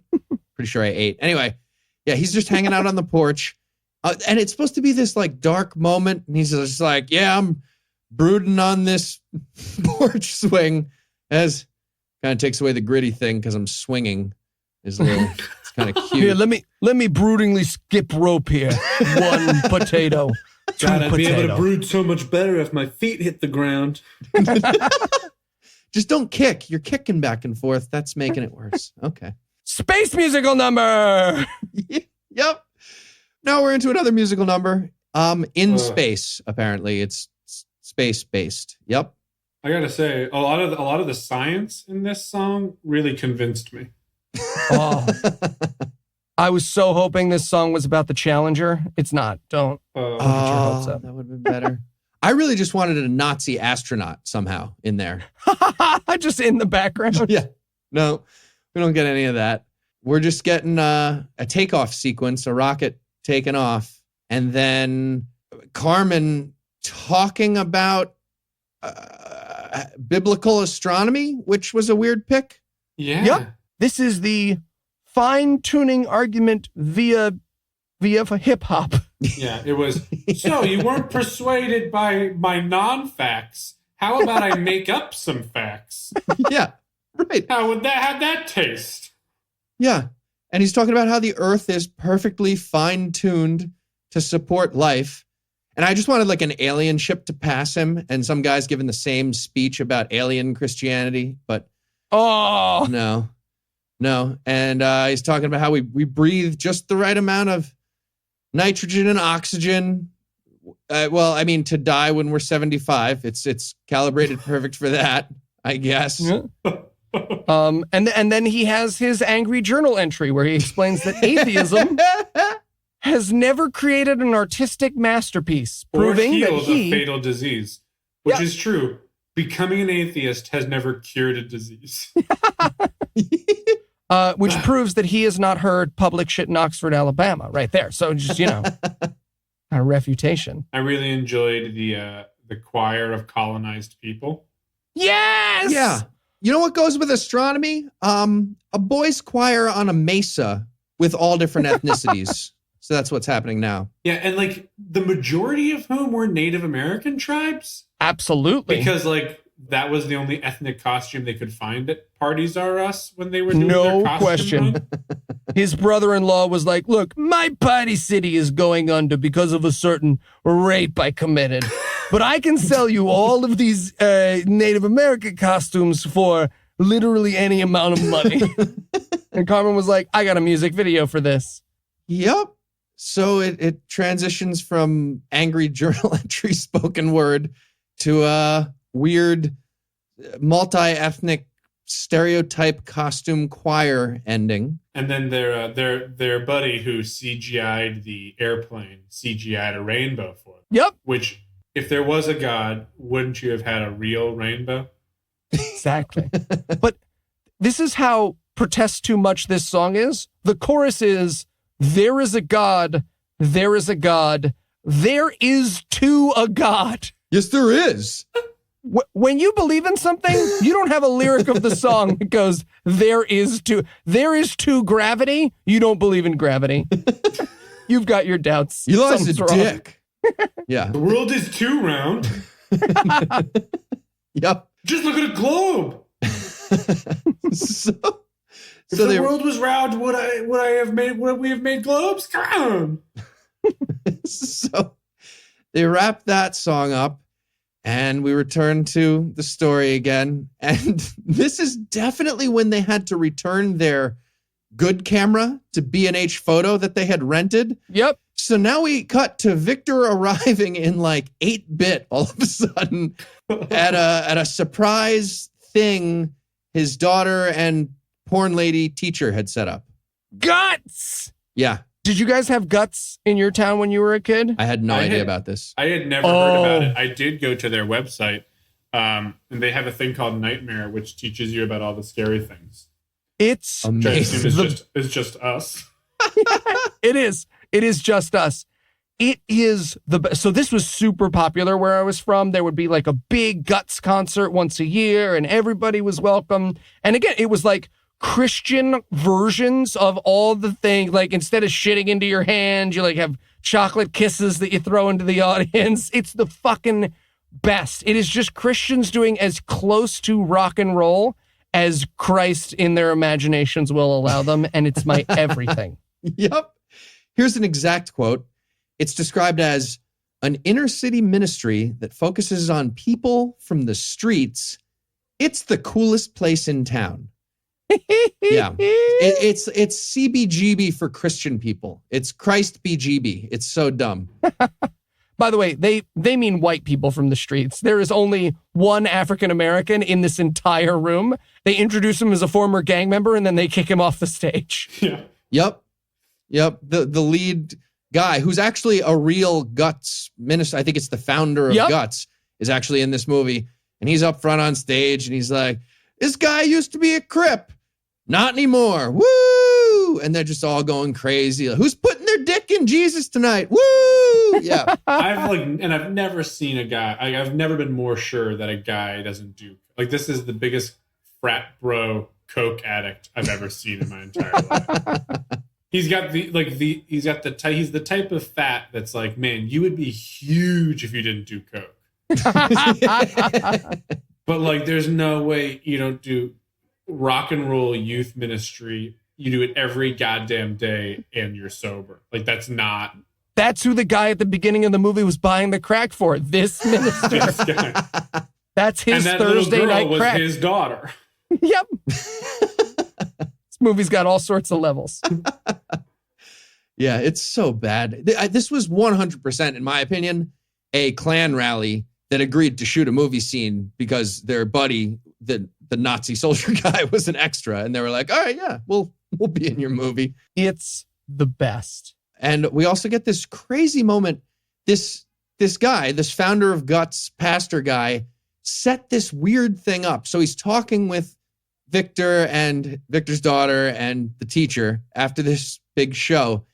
And he's like describing how Guts works. And he's like, yes, well, I read in the Bible, it says the gates of hell won't prevail against the church. And that makes us. And he's got a kid standing there this whole time just for this dumb reveal. And he's like, that makes us.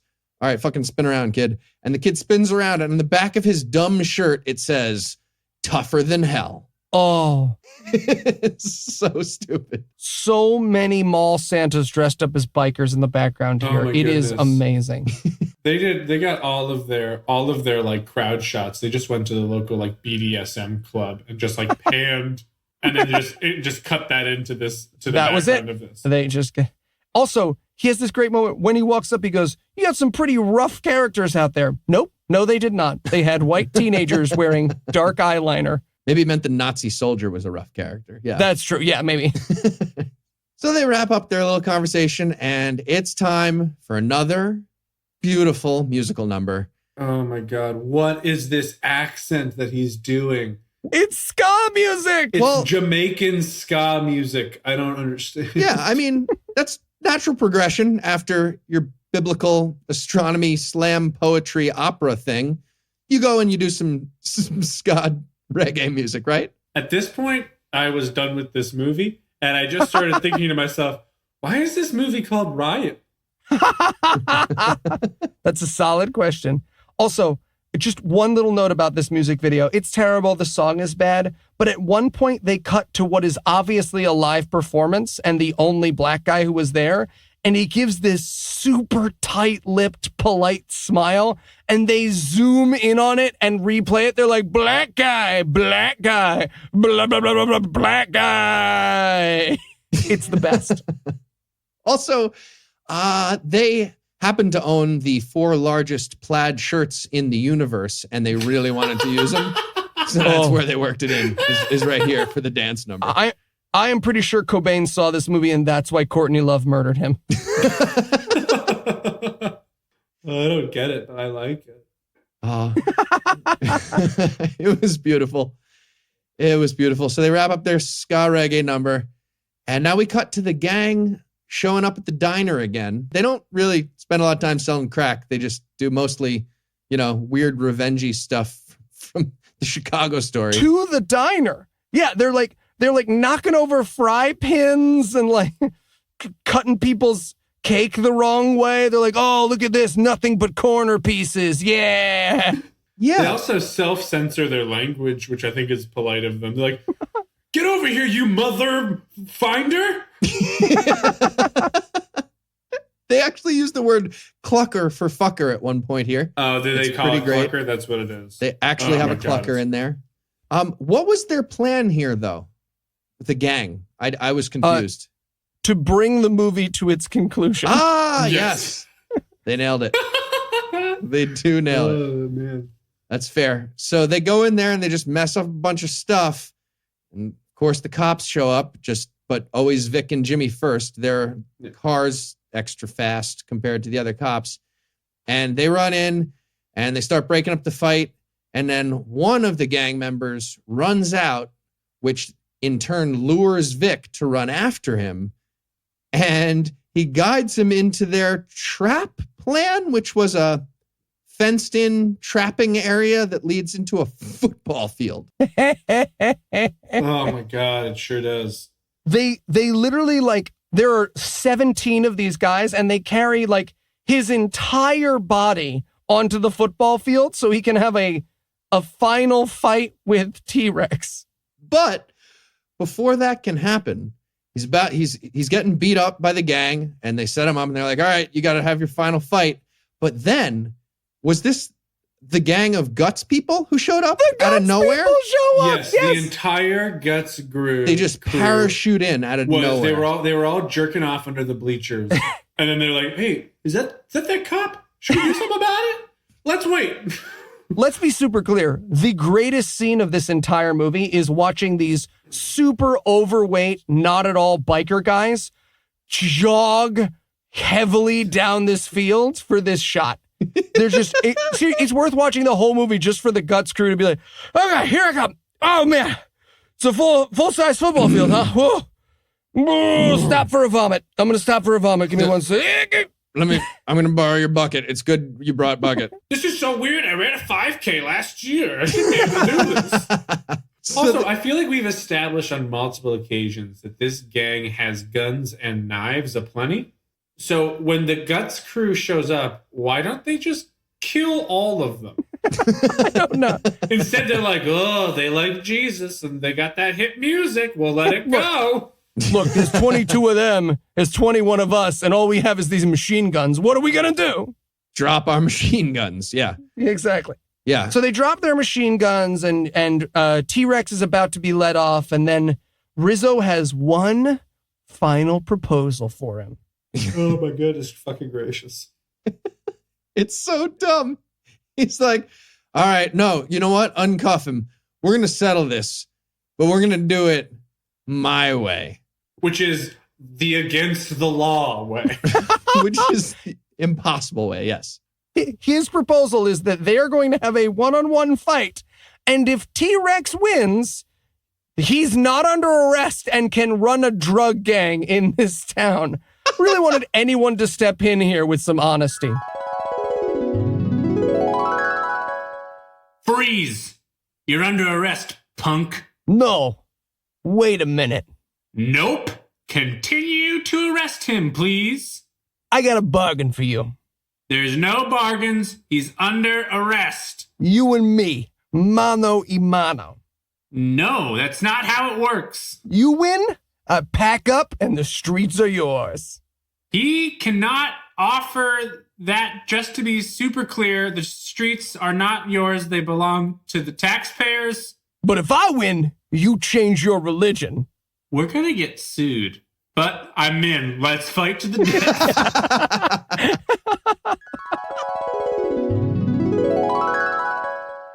That's what we needed. It's so dumb. He's just like, all right, if I lose this fight, I will leave town, and the police promise to also shut down entirely. All the police are done. And you can have my daughter. And you should hang my son as a punching bag. Yep. And we actually get a close-up on one of the other cops who's just like super confused and is like, what? It's the best. That cop just draws his weapon, shoots Vic in the head, and is like, no, we're arresting you. You're under arrest. Chief said I got 6 kills. I'm using one of them on Vic right now. And finally, we get the fight. We get the big fight, big MMA battle between Chemo Leopoldo, the actual MMA fighter, and Carmen, the performing artist. The actual Christian music country star. Man, boy is Chemo bigger than Vic here. Boy, is it hard for him to make it look like Vic is a competition. Yeah. Devin, you know a little about MMA, right? You a little bit of knowledge there. Listen, he locks in a clean rear naked choke. Cool. That would work. I mean, listen, it's not. He does the move right this time, unlike the first time when he did it wrong. Question though, how much of real MMA is rolling over and over and over each other like 18 times? Is there a good amount of that? I mean, not really. No. This is. That was a flourish, if you will, an artistic choice. Yeah. Okay. He's hitting the taunt button a lot. So, yeah, obviously Victor wins the fight. It was rear naked choke. Is that what you said it was? It was the rear naked choke. He wins with the rear naked choke. And the crowd of guts people is like, man, this we're going to murder that guy, like vigilante murder, like good guys would do. But no. Boo. No, he doesn't. And that's the end of the movie. That's it. Nope. But Psych. Psych indeed, Devin. Psych indeed. The music universe has not been resolved yet.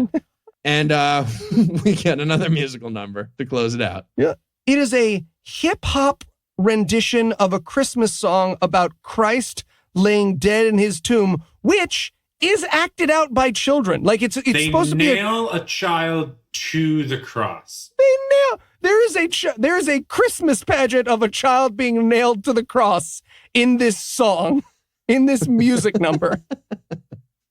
I feel like this entire number was just Carmen being like, okay, I got a bunch of new stuff from LL Bean this week. I would like to use all of it. I would like to show it off. Hey guys, listen, this is coming out around Christmas. I know that the movie's not set during Christmas, but I got a Christmas album. I got a cable knit sweater. I've got several leather jackets, Sherpa jackets. We need to work. We got the camera for another 4 hours, please. I'm going to sell this to grandmothers who will then give it to their children. You like action movies, you're going to love this. It's just like that Die Hard you like.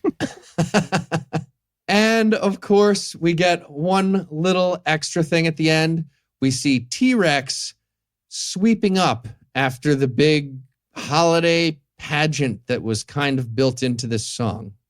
Classic T-Rex. And you know he was selling crack, right? So you know that like he works at the Guts church, and like, you know, at the end of Guts he's sweeping up and people just coming up to him and buying dime bags. He finally got the proportionality right. He's selling more crack than he ever did in Chicago.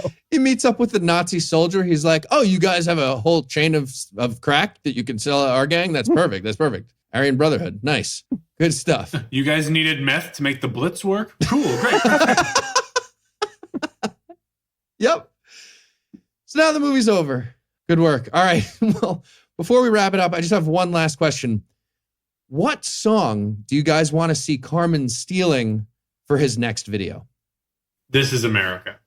Ooh, that's a good one. Thank You Next. But with chemo as Ariana. Beautiful. Same outfit. Can keep the costume. All right. And if people want to hear more Devin Heater, where should they go? Come over anytime. Just come to the house. Yeah. Let me give you guys my address. Play a little UFC on Xbox. Man, if you want to lose, am I right? No. If you want to see me, you can see my show Straight to Video Improv. We do an improvised movie. We are at Improv Asylum in New York right now is our current run. Straight to Video Improv.com. Excellent. Nailed it. What a promo. Devin, thanks so much for joining us. Really appreciate it. No problem. And while that does it for our review of The Riot, the righteous invasion of truth, that's not going to do it for the episode just yet, because we still need to get you excited for next week. So tell us, Eli, what's on deck? Death of a Nation. Oh, is that Dinesh D'Souza? Dinesh D'Souza. Amazing. Well, with that to look forward to, we're going to bring episode 185 to a merciful close. Big thanks to Devin Heater for joining us again. But more importantly, you're welcome, Devin Heater, for introducing you to the best movie ever created. And as always, a huge thanks to all the Patreon donors that help make this show go. If you'd like to help us out, you can make a per episode donation at patreon.com/godawful and thereby earn early access to an ad-free version of every episode. You can also help us out a ton by leaving a 5-star review on iTunes and by sharing the show on all your various social media platforms. And if you enjoyed this show, be sure to check out our sibling shows, The Scathing Atheist, Citation Needed, and The Skeptocrat, available on iTunes, Stitcher, and wherever else podcasts live. If you have questions, comments, or cinematic suggestions, you can email godawfulmovies@gmail.com. Legal services for this podcast are provided by the law offices of P. Andrew Torres. Our theme song is written and performed by Ryan Slotnick of Evil Giraffes on Mars. All other music was written and performed by our audio engineer, Morgan Clark, and all that was used with permission. Thanks again for giving us a chunk of your life this week. For Devin Heater and Eli Bosnick, I'm Heath Enright, promising to work hard to earn another chunk next week. Until then, we'll leave you with the Animal House close. Breakfast Club close. They voted. I don't care. It's the Animal House close. Jazz-loving Nazi went on to become governor of Virginia. Carmen will come to your church or town for a depressingly small amount of money. We have got to get him to show up somewhere. He would have been on the show if you guys had asked. No question. He would have been like, yes, please, God, I need to be relevant again, please. Anything.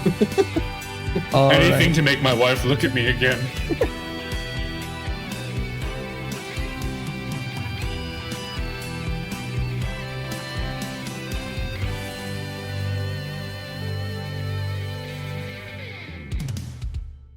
So he's fucking that cow, right? Yeah, probably. Do you think it's any good? It is. He heard you. It's great. More balance. I haven't walked out yet. It's hard to get out the door. Hambles. I'm going to fuck him right here, right now.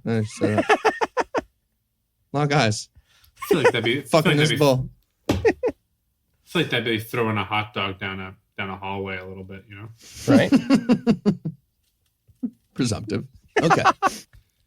The preceding podcast was a production of Puzzle and a Thunderstorm, LLC, copyright 2019, all rights reserved.